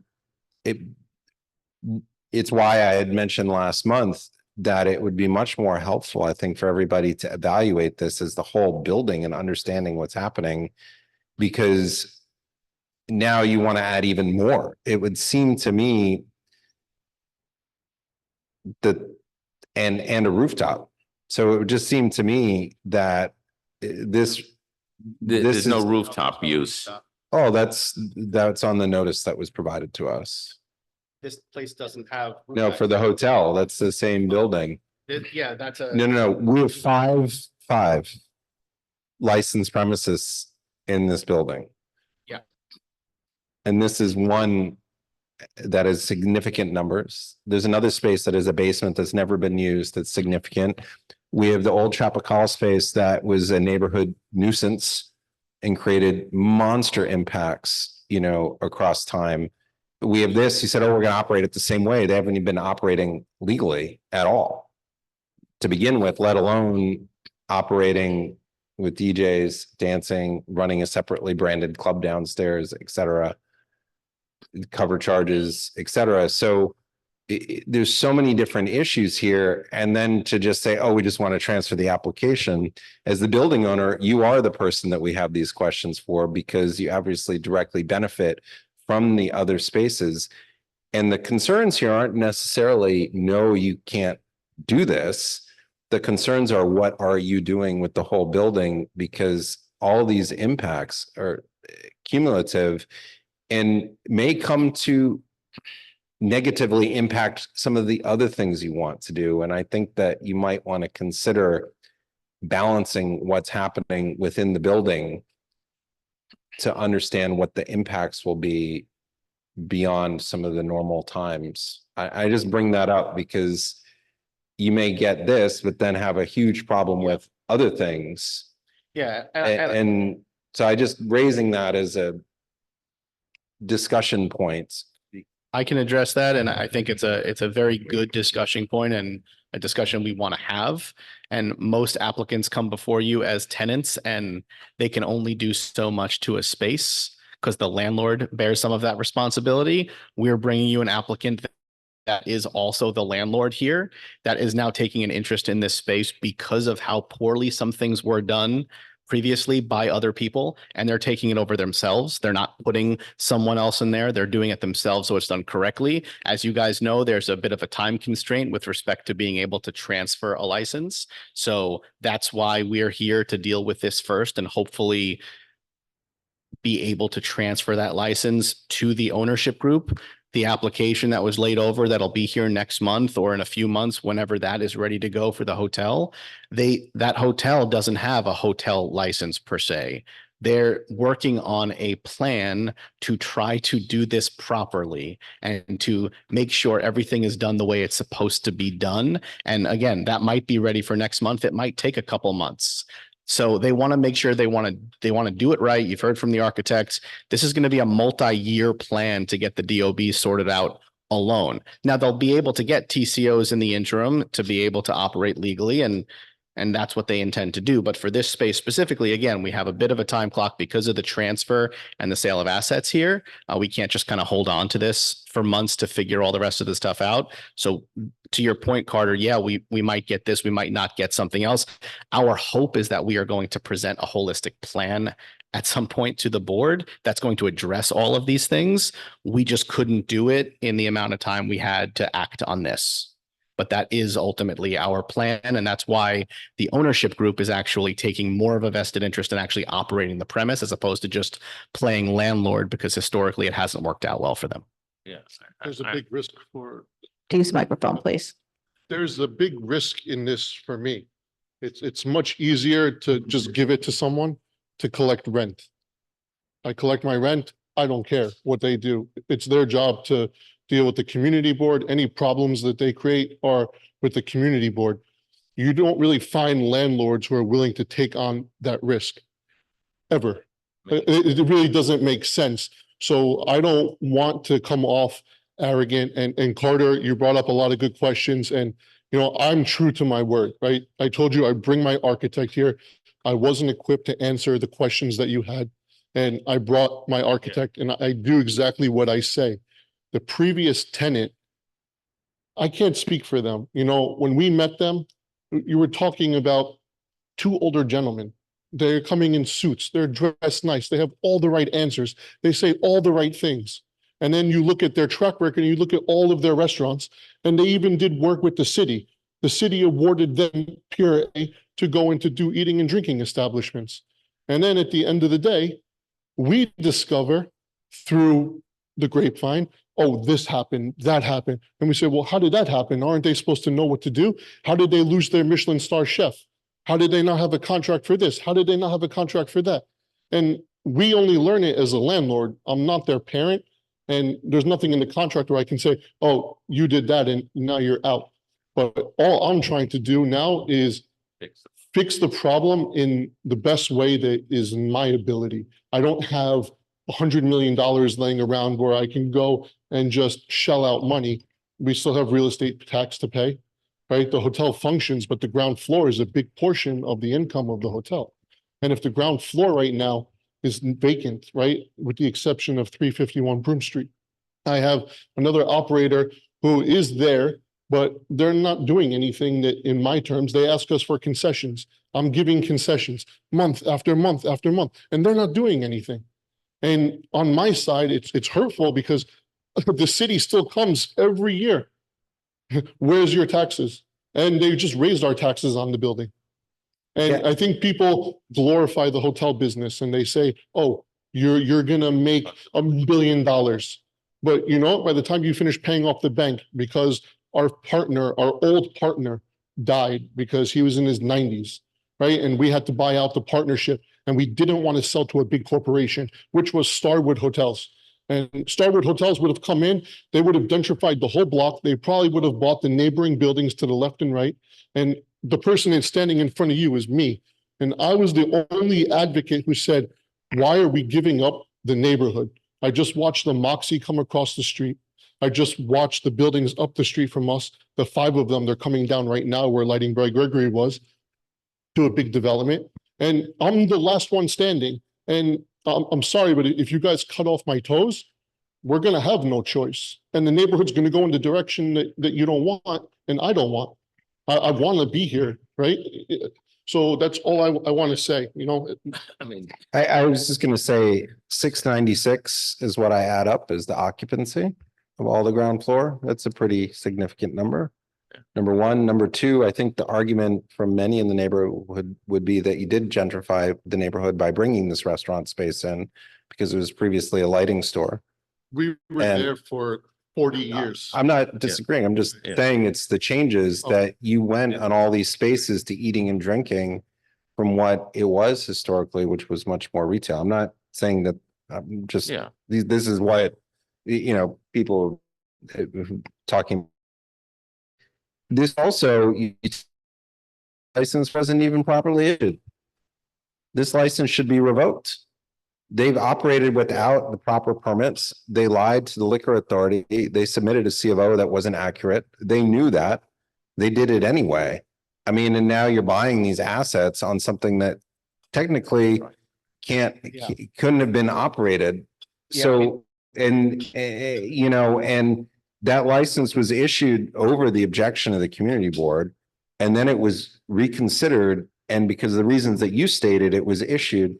That's not, it's kind of a we told you so in many respects, and nobody checked any of this stuff. And now, here we are, and this place, the billiards place is a huge problem.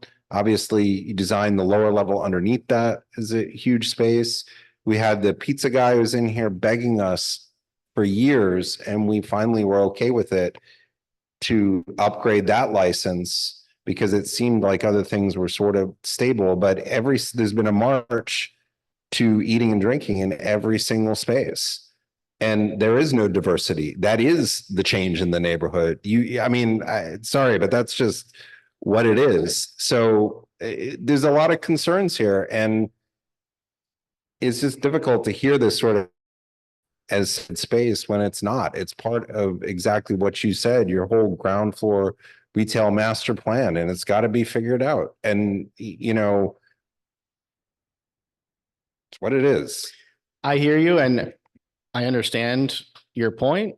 And while there's going to be eating and drinking in all those storefronts on the ground floor, and that's the plan, no one says that all of them are going to have liquor licenses. No one said that's the plan, to have all these places have liquor licenses. Yeah, no, I understand that there are people that have had them. There are people that are there with them currently. All I'm saying is that the master plan here is not to have just licensed establishment after licensed establishment. Food and beverage maybe, but not licensed establishment after licensed establishment. And again, like I said, in a perfect world, I agree with you. I'd love to have a master plan that encompasses the hotel and everything else and present that to you. Have the time to do that before we have to act on this transfer before it's not eligible to be a transfer. I didn't do the original application here, so I can't speak to what happened with respect to an old C of O or what they did or didn't have or what was submitted. You know, my involvement here came. You're asking us to okay something that's not okay. How do we do, I mean, this is what we say every month. To use something that there's never been the proper use for. I mean, I wasn't on the committee when this originally went through, but this doesn't, how can we approve something that's been being used in a way that wasn't how it was supposed to be used in the first place? And transfer that same method of operation. It's like saying, it's like saying, but we're not starting. My point is, we're not starting from zero. If we were starting from zero, we'd be having a different conversation here. You're coming in and saying that basically what's going to happen here is what was happening before, which is totally not okay. Right, but we're also saying, DJ. we're also saying that we're happy to put our money where our mouth is, so to speak, where we're happy to stipulate to do what we need to do to make the ground floor legally usable. And we're happy to stipulate to it, and you guys can put it in your resolution that not only is the applicant the operator, but is also the landlord, and we're stipulating to that is already underway. So that would be the difference for me, is that we're stipulating to make the change to make this a good use, which should have been done previously, but wasn't by someone else. I mean, this is however many years since the initial filing. I mean, there's no C of O for anything that's, I mean, there's no TCO has been issued since this was filed, and I'm not even, I can look it up, but it's obviously from at least 2010, 2011. That's over a decade. Yeah, and because they've so, gone through a series of unsuccessful operators. I've been the architect for the building for over 20 years. When I first got involved, the owners bought it because the facade had collapsed onto Broome Street. They took it over, repaired the facade, and they have done a series of upgrades for all the hotel rooms year after year, whether it's a new marquee, new lobby, structural repairs, and so on. So it's not as though they haven't invested, but they unfortunately let their tenants on the ground floor operate uncontrolled, and they've learned and paid a price for it. Now they've got all these vacant spaces, and they're trying to fix the problems on the ground floor. but this is contemporary of having problematic tenants. I mean, there's a partial vacate that just shows up on BIS when you pull up, and it's recent. Yeah. I mean, that's not managing a building like this problem was a decade ago. That's a recent issue. So I just, you know, it's not like something just happened now and everything's fine. No, it's a succession of problems over and over. And to say that suddenly you think that the issuance of a TCO is somehow imminent on an older building seems like it's a challenge, because the filings here are so old and it was never completed. And it's just, it's hard to understand that it was just money that kept this from being, you know, from happening if it's so many years in different parts of the, I mean, it's a mismanagement on the property owner, not just the applicant. Having been an architect for 42 years, I've dealt with a lot of different kinds of clients, and many clients, especially in the restaurant industry, I haven't got a clue about how to reach the finish line in their work. So I've been through, in this particular building, I've been through 3 or 4 of them that went that route, and they all failed.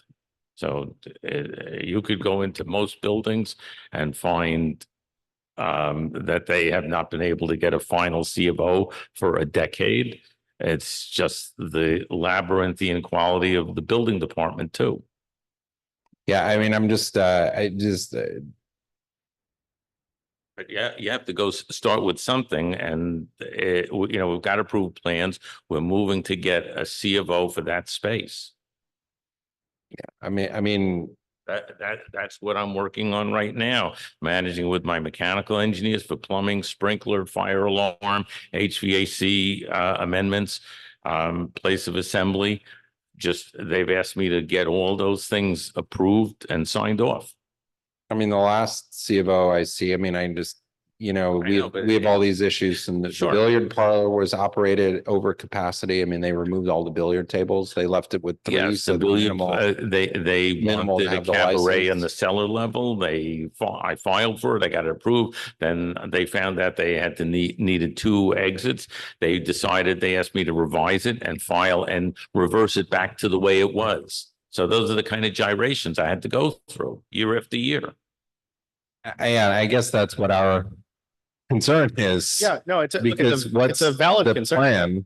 Because if those are going to be operated as, you know, place of assembly, large spaces, which they are large spaces. I heard there were plans for music studios at one point down in the basement, you know, I don't know. That was only a schematic idea at one point with one tenant that never went ahead. Okay, so I'm not wrong in saying that. All sorts of ideas. I mean, we've heard these things over the years with, you know, and this started with the Randolph, right? Yeah. And then the Randolph beer, and then we got the pizza guy, and then we got I the hear you. Dory's place, and then we got this place on the corner. I mean, these are all, and you know, and in fact, and one of the attorneys who practices in this area was one of the principals, you know, in 2 of those businesses. Well, So yeah, I hear you. It's a valid concern. It's a valid concern. And like I said from the beginning, I'd love to come to you with a package saying, hey, here's how we plan to clean up this entire block. And here's the global plan. And here's the hotel liquor license. And here are the different co-licensees that are going to be on that. And here are the very neatly packaged things. We don't have any of that yet. And if I had to wait till we had that, the window to transfer this license would close, which is why I'm bringing this first somewhat prematurely, considering. So in order to transfer a license, you have 30 days from when the former license goes inactive. And it's in safekeeping. It can only be in safekeeping for 30 days. And then it has to either be activated or given back. So we don't have the luxury of waiting around till some of the other things fall into place. I wish we did.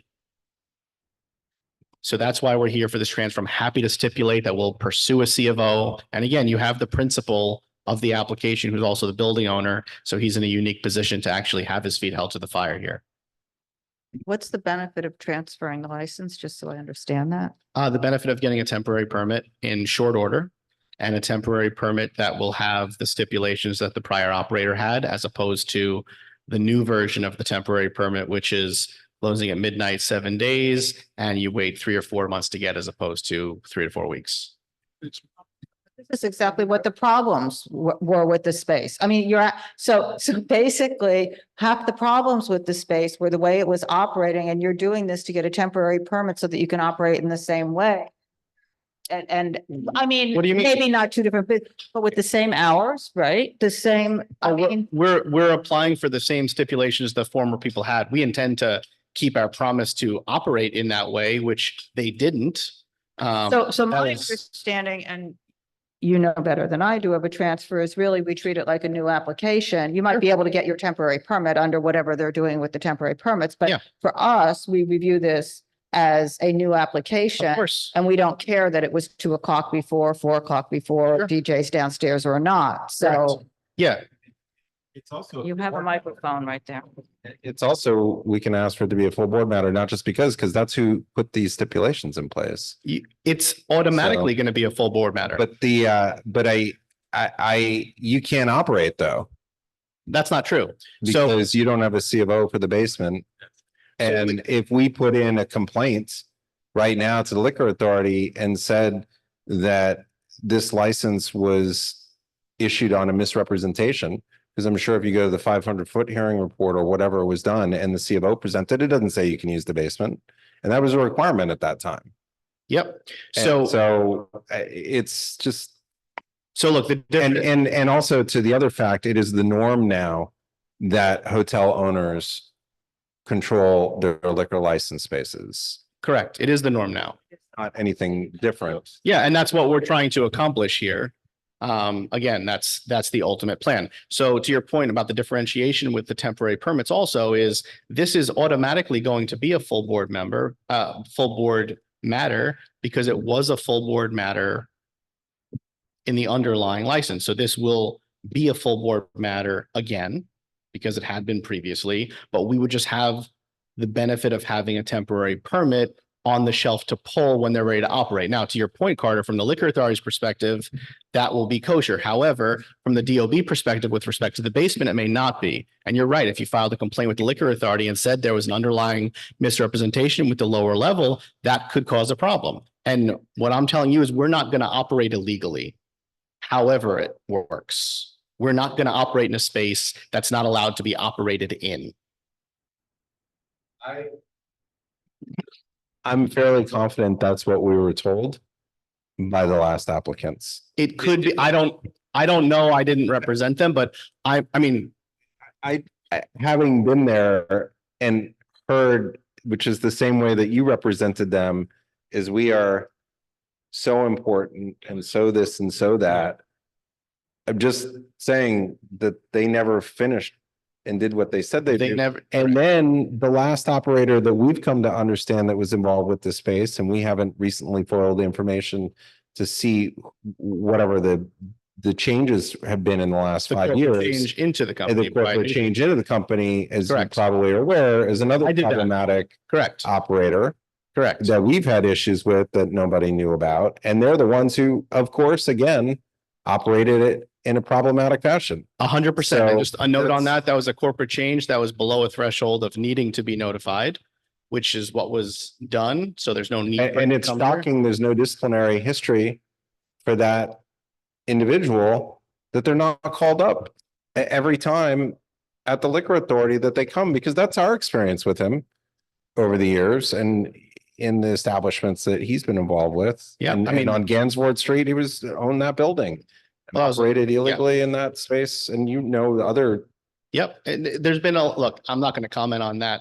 It's a separate issue, but look, the unique thing here is that the applicant is the landlord and those other folks could tell you whatever you needed to hear to feel comfortable. And no one could really hold their feet to the fire after the fact, because if it wasn't working, they were just parachuting out of there and leave a mess for somebody else. This is the landlord. It's his mess, like it or not. So he's trying to fix it and do the right thing. And we're hoping you guys will allow us to transfer this license with the understanding that we can't use a basement in a Right, certain but- way until it's legally allowed to be used in that way. Understood, but here's the thing.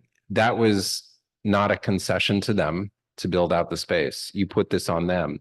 You're now trying to take over the asset that they built and spent all their money on and tried to take advantage of that so you can use it right away. But that was never, I'm sure, Yeah, the way there's- you're describing it, that was always their responsibility. And now you want to take whatever they've built and use it to your benefit. So it just doesn't make sense. There's not going to be You an know. immediate use of it. There's not And- going to be an immediate use. They're not going to use it until they get a C of O for downstairs because they're caring about this in a lot of a different way, I guess. And again, it's not the expediency of getting the temporary permit. It's having the temporary permit through how long it's going to take to get to the end of this process. These guys are not planning to get in there in a month and start operating in the way the space was. They're not going to operate until they get a CO or a TCO for the basement.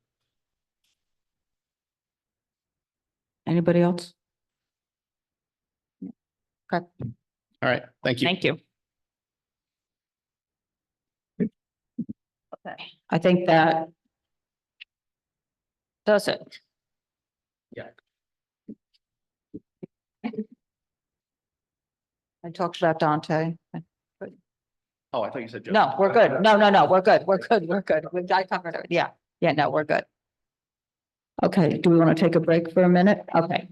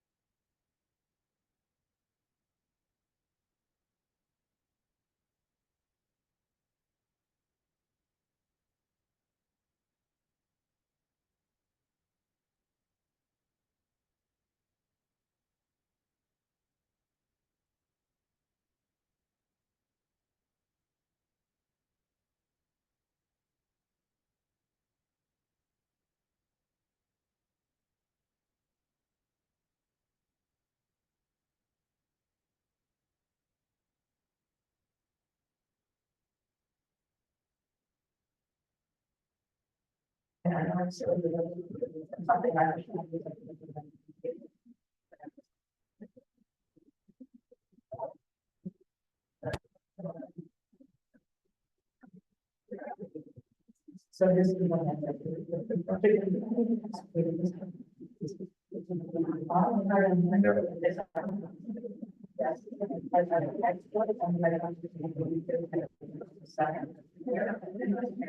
we should do that in a lot of summer. I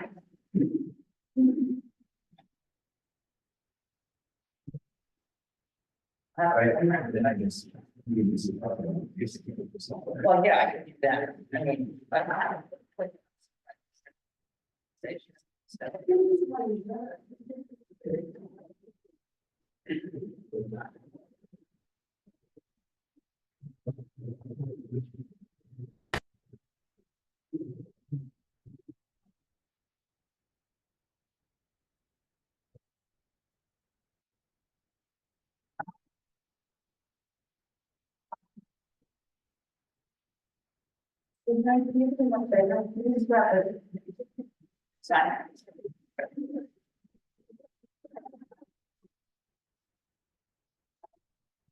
No.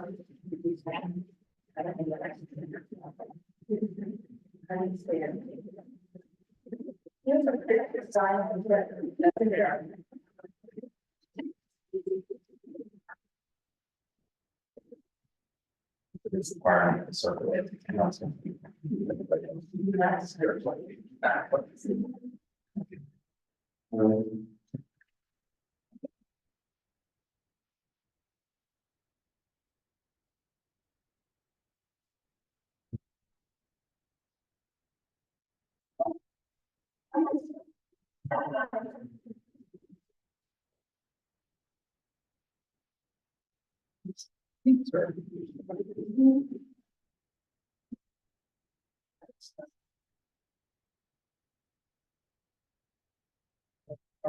You seem to have yes, the kids in here because it's not clanging away.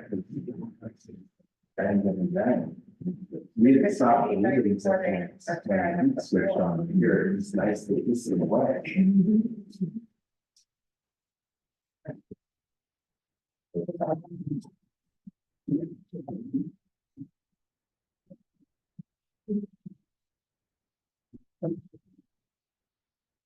And AC works, it's been Saturday. Yeah, well, the floor that's actually leveled, you know, absolutely. That's what I'm looking for. Well, that's a big if, because the guys who right above the mic, they were opening up these things and discovered that they probably need to do more probes. Yeah, because the building's 150 years old or something, so. What was you saying about the changes taking bid? So this space, I don't know if you noticed, but if you drop the whole area, you can roll all the way around this room 3 times before it even gets. It's a little bit. That's because the basement space is not properly supported. The thing that I fear is that those columns hold up the sanctuary upstairs. If they're not resting on something that's solid, then they'll have to be rebuilt too. This happened at St. James Church on Madison Avenue at 71st Street. False actually, because when they opened it up maybe 50 years ago or 40 years ago, they discovered that at one time the altar was at the opposite end of the building and had to be moved because the weight of the altar had been supported by the pillar that held up the building. So they didn't have to raise a lot of money. and it's church, so they have to raise it the old fashioned. Although Landmarks Conservancy. Yeah. They have something called the Safe Society program. Yeah.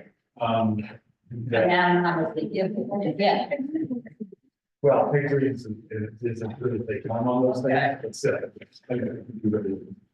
Should we go? Yes, thank Yes. Yeah. Okay. So there's 1, 2, 4, right, and 5. Not 5. 5. I have 4. Including you. Oh, I'm sorry, I thought you meant, oh, that's in applications, oh, I'm sorry, yeah. And there are 5 applications, 5 and 1. 4 applications and 1 layover. Okay, you know, okay, so the first one is, the San Coco. Yes. Which was the hours of 11, 7 days. They met at the Madison Park, 11 Madison Park. Pizza, international pizza, no more than 12 private parties a year. 34 people without staff, about 80. You okay with that? And, yeah, and, But- the windows and doors, French doors closed. And both doors are shut. Yeah. Good. Okay, well, how, one there, design or something? Yes. I just think there's a limitation on the time. Oh, like sidewalk to raise sidewalk. And if they did get a permit and they close at 10, I don't mind saying that.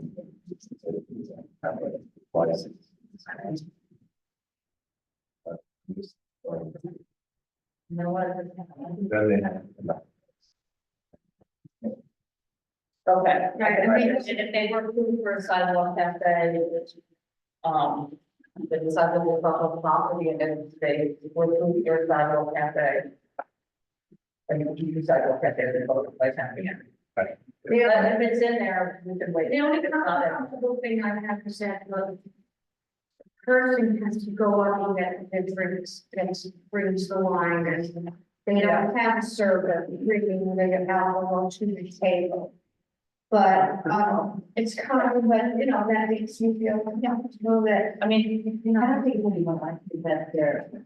Young friend. oh, yeah, they do a 20-year-old. No, I mean, then if they're sitting at a table, And I think about the wine, I think you do laugh. And then after they sit at the table, everybody gets the glass. Yeah, actually, that's what we did before, yeah. But so it's well, you know, within, Right. in Yeah. one way or another. Yeah. Okay, then the next one was the Casamata. Yeah.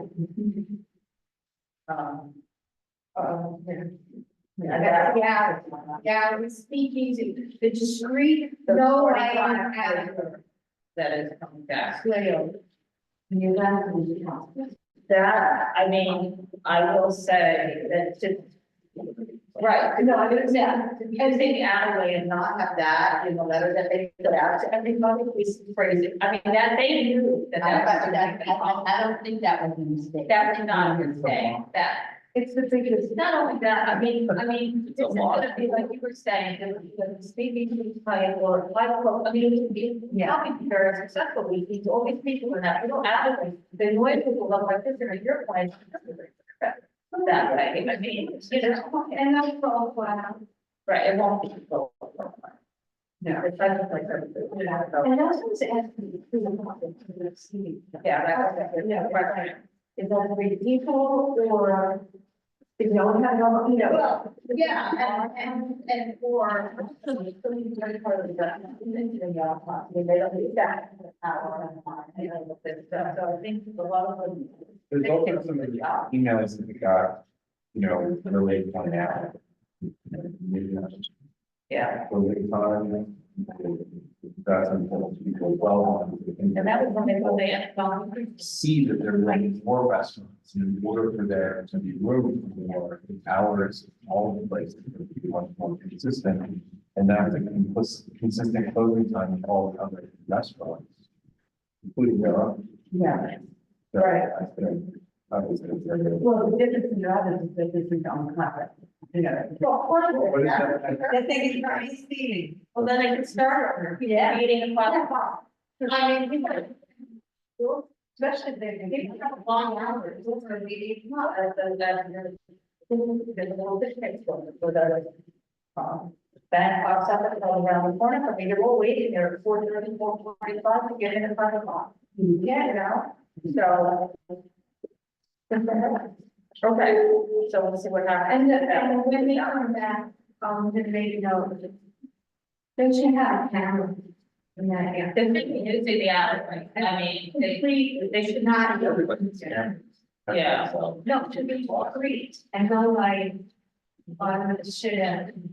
Okay, here's the Noodle bar, that's a good for Elizabeth Street, Cellar, 11, 12, 12. No, on the floor, I think you said you did background music. No more than 12 private parties. I think it sounds like it's a. This other place, I did, email Bowery because there are other places on Granite and Christopher, and I thought you said she might have one, but she was there at the wrong, so the place isn't gonna be heard anything, and she said, no, it just, it seems quiet, well, so, and I hadn't heard any. This is a good.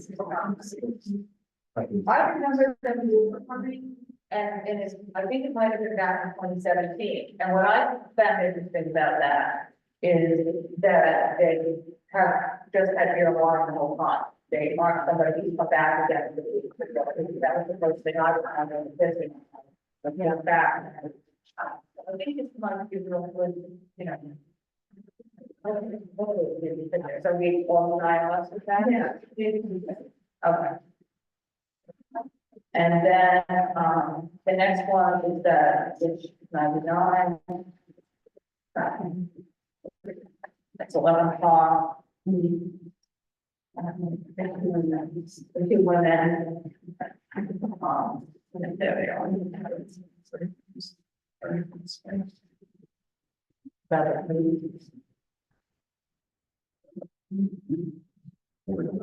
Yeah, I mean, I'll be there with it. I love it. I need that.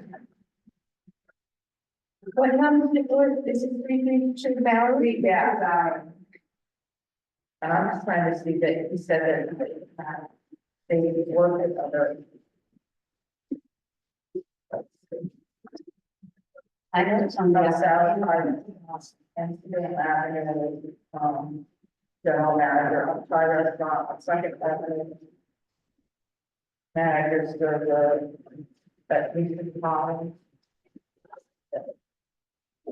I don't often do that, but I just very concerned. I hope it's a very challenging. That's why. Well, you see the food technology there. We watch the restaurant next door, the best pizzeria firms. Failed. And 7-Eleven closed. You know, right across the street. There's a lot of challenges here, and I don't. I just want people to really know what they're doing when they come in. Saxon roll. Yeah. These are all.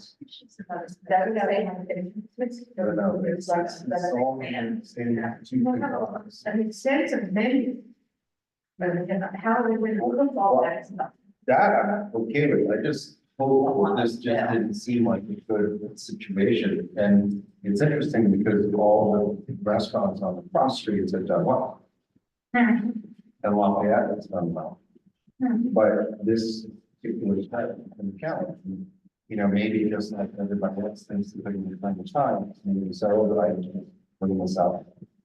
Because I just like to see people, you know, succeed and have some stability. In their, Previously unlikely needed. so there's 50 for everyone. Yeah, I know. It doesn't have to that. Good. Much chance. And Casamata has been through, I think next door, has been through 2 or 3 pandemics. Under the same license, and one doing, I think, the low level vertical landlord, principal on there, and they under that struggling. You know, that was 2 pizza places before that, So we deny our license because we didn't fall under this. Yeah, but they make the better. Ventilation, so how should I write that step? That. Pipe installation. And then it's minor. We install. That's all that. So. Those two young ladies, I noticed on the application, they said manager and director. Yeah. Are they also principals? Those two are the principal. They are principals. Yeah. On the application, was Yeah. managers and directors. Okay, anything else that is an event or event? I mean, I'm okay here if it's in the future, so I just would rather have this that in there. Because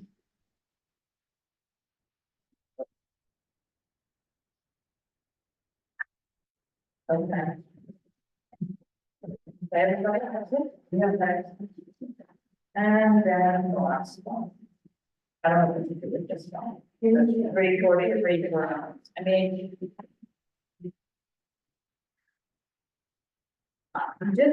I'm not sure, maybe I'm just putting a picture, but, so they're doing this transfer in order to go to town. So that they can operate in the illegal manner, so that this has been operating. And if they did get to do the transfer, then they would apply to the liquor authority when they're ready. The way the rules are now, they'd still be able to get their town.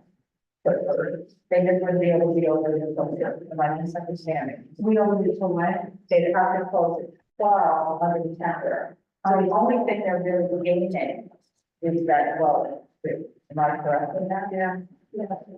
yeah, and that's. So I have a problem with it because of that. With all the other places that are in that building and not being able to address all of them, I get that part. It just seems like they're asking us to do them a favor so they can stay over the sort of what the problem is. Anyway. So that, and there is no concrete plan. I mean, other than it's out there and what bothers me also is that it came in here saying, you know, how we doing this whole thing, take everything under control. But he had no idea when he was there last month, he seemed to have a very clear idea. This month of what the stipulations actually were. The seats are still all wrong, so we, or at least the customer, so nobody's double checking that jiving. And it's just sort of like, I need it so I can be open to 3 o'clock in the morning, doing whatever I'm doing, but all the time, like, without really knowing. It's great about the 3 events a year. And it's just, well, or is it that? It's just. Yeah. It doesn't happen, it just wants to ensure that we can get over. The template is going to go to the clock and.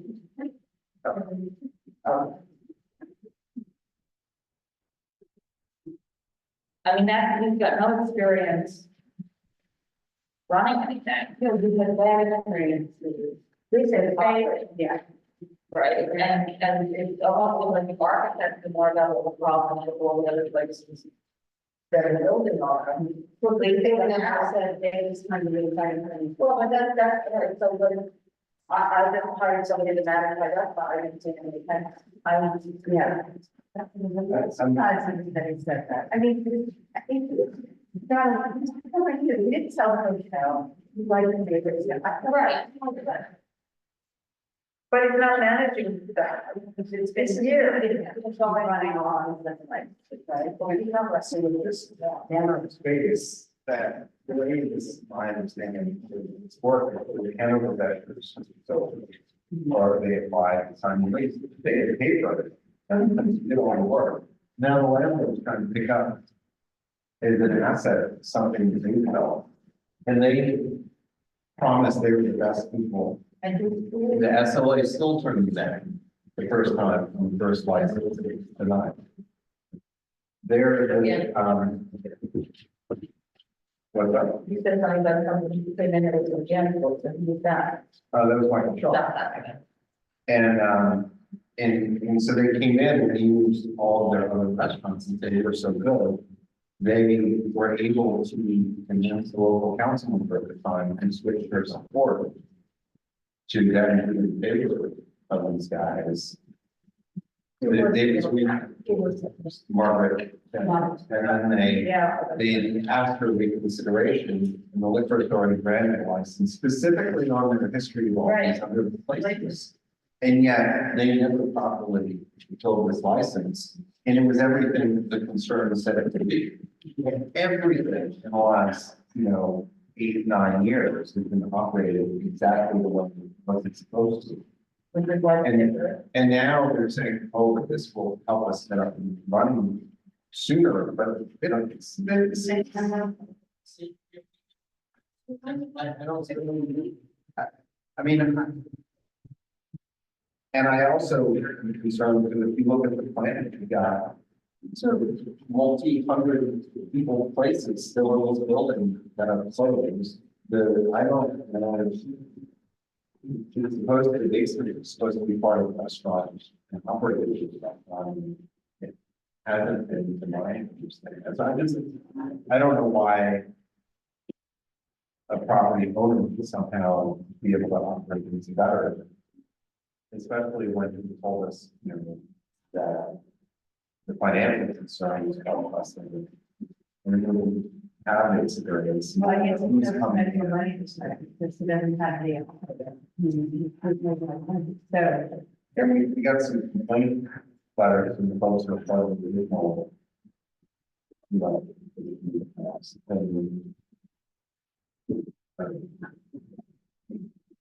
I think it's good to know that the building owner is getting involved, but I really nothing. I mean, I would like the minutes and the reason the lesson is.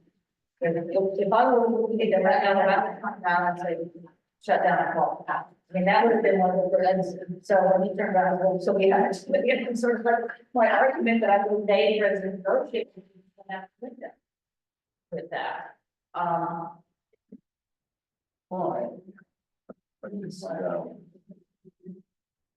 It's the pressure of the license, maybe, doesn't happen, the temporary. That's all these places. I'm somewhat confused because I thought that even the twice places are now fine. Oh, until midnight. Until midnight, that's what I mean, that's the problem about it, it's not that, well, we have problems with it, we have no problems with, are the reasons that. So the issue, With them not having a plan and not able to solve. so this shows that they have some of the lack of confidence in their voting process and applications, right? Yeah. That's essentially what this is showing. Because they are paying them so much. So My impression, and they'll lose if they don't. well, no, they're not ready to file the application. Yeah, they just want to be. They're just trying to take it over. Without even. Well, it's exciting to paint back, so they're now they don't like it. I mean, we're more concerned about the impact of this place than numbers of redevelopment. And hopefully we're giving the opportunity to make them better.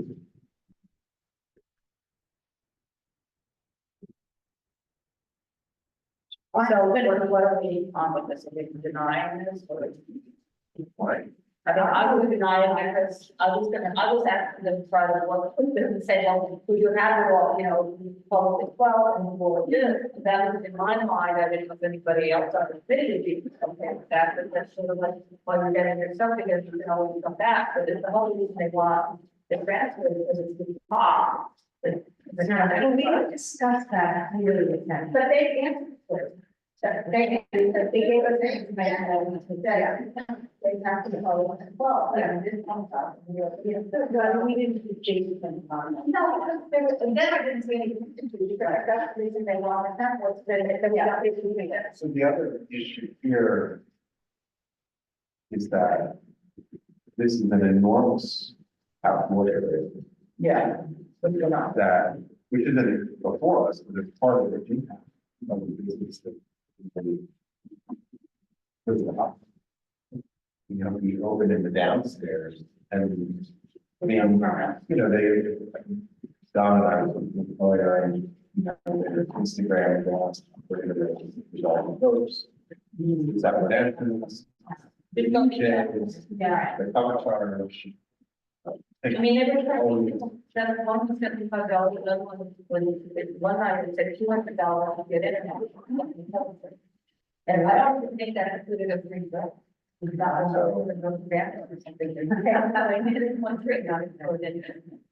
So obviously the pass operators have not been in a good place. And I think that, well, they also said that there are other operators that can ask me for concessions. You know, why are we? That's. Yeah, exactly. And I understand, you know, the argument is that we want to stay a family healthy place, like that, I guess, but then to tell us that the ground floor, that they're not responsible for changing the neighborhood. When it's an old sleepy billiards hall, turn that into a club, then every single place now has a license today. If it's a lighting store, this spot, or, you know, it's difficult to say in the same breath that you preserve the neighborhood. And then when Joseph said, well, it doesn't all, they're not listed as in the state, but.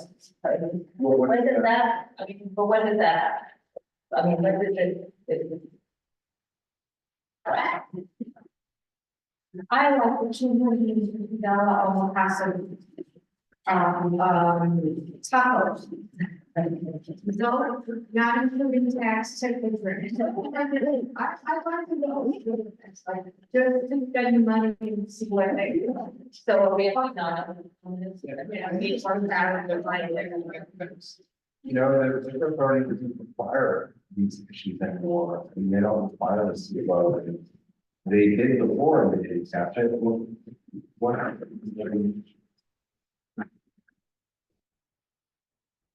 Oh, and I just wanted to check one thing, actually. Just give me a second. But it was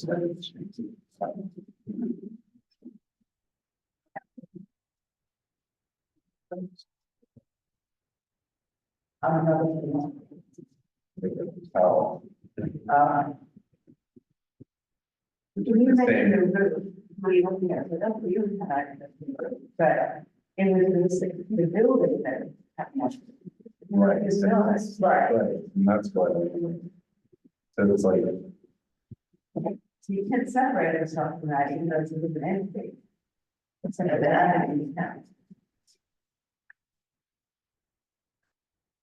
Your rooftop, hotel, recording music, rooftop, name with other. Master plan to understand what's going on here, and just perpetuating, expanding in the same building. Just, you know, I don't. What's interesting. This could all work, but not. All these places are not run properly, and just to say I've taken it over, so it's gonna run properly. No, that's really not, I mean, that. So. I mean, the liquor authority can investigate when we've given them multiple complaints and resolutions on the other hotel that's over in Hudson Square. That they are using a whole floor without door. I just think specifically they wouldn't do that. Nobody, they didn't even investigate. You know, so I just, it's difficult to be. If you give it to them, you know, it goes on and no. I just don't have any, I mean, I don't consider them to go things, you can the way it is, and eventually they'll get it. That's part of the reason why we don't do it. Yeah. It's never important to the preference.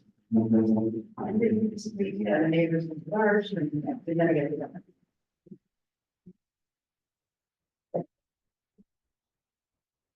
Any other reasons to deny that?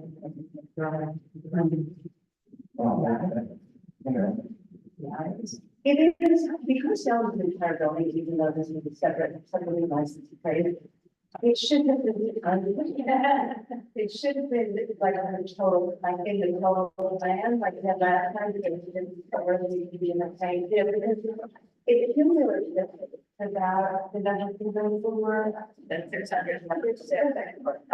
And when you put stuff, how many floors is it?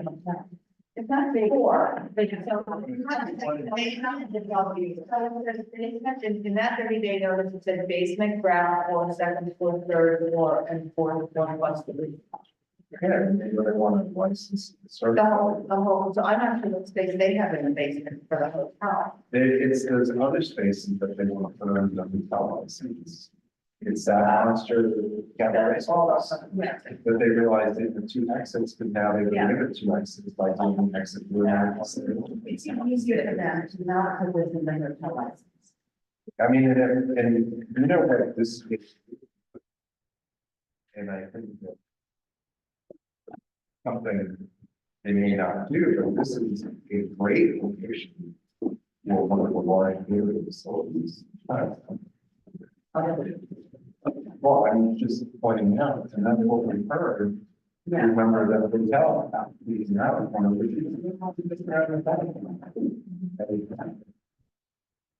they said, oh, we'll go back to some local groups, you say, I mean, so this is the type of, a better use for large numbers of people that's not as impactful. With hours of money. We also have a capital around the corner, which is another huge space, that who knows what's happening with that. So we have all these huge spaces and we don't know what's going on to measure the impacts. And I'm very sympathetic to the hotel operator, but it sounds like he's trying to grab up things without a better plan for us to understand. Operators, so the ones who do this.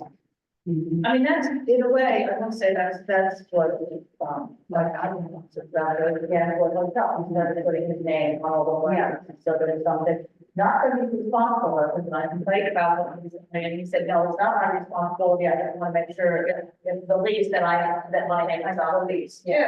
But at least when he started doing that, he was already running one of the spaces. He depends on springs and he was very operating doing it and trying to protect and after having problems coming back and trying to ensure that he doesn't have those problems. But this guy, they're he's going to look better. Kind of good at that. I mean, and that's what we asked last month, that we need the one thing I said, I just come back with a plan that tells me how this is going to run like it's going to play. So we're denied. Yes. I just want to make sure. Please. Yeah, I think that's yeah. And then I'll write it early so you can then add, and then. Well, the other thing is too, is that we, in general, not, once it is something kind of part of the community, we don't go away once the planes against, but the liquor authority is expecting us to do that, and we also don't their number. And, they were the ones previously, and now they're saying, well, it's not about it's more who's right. The little neighbor. To do that, and then, the people are very concerned about,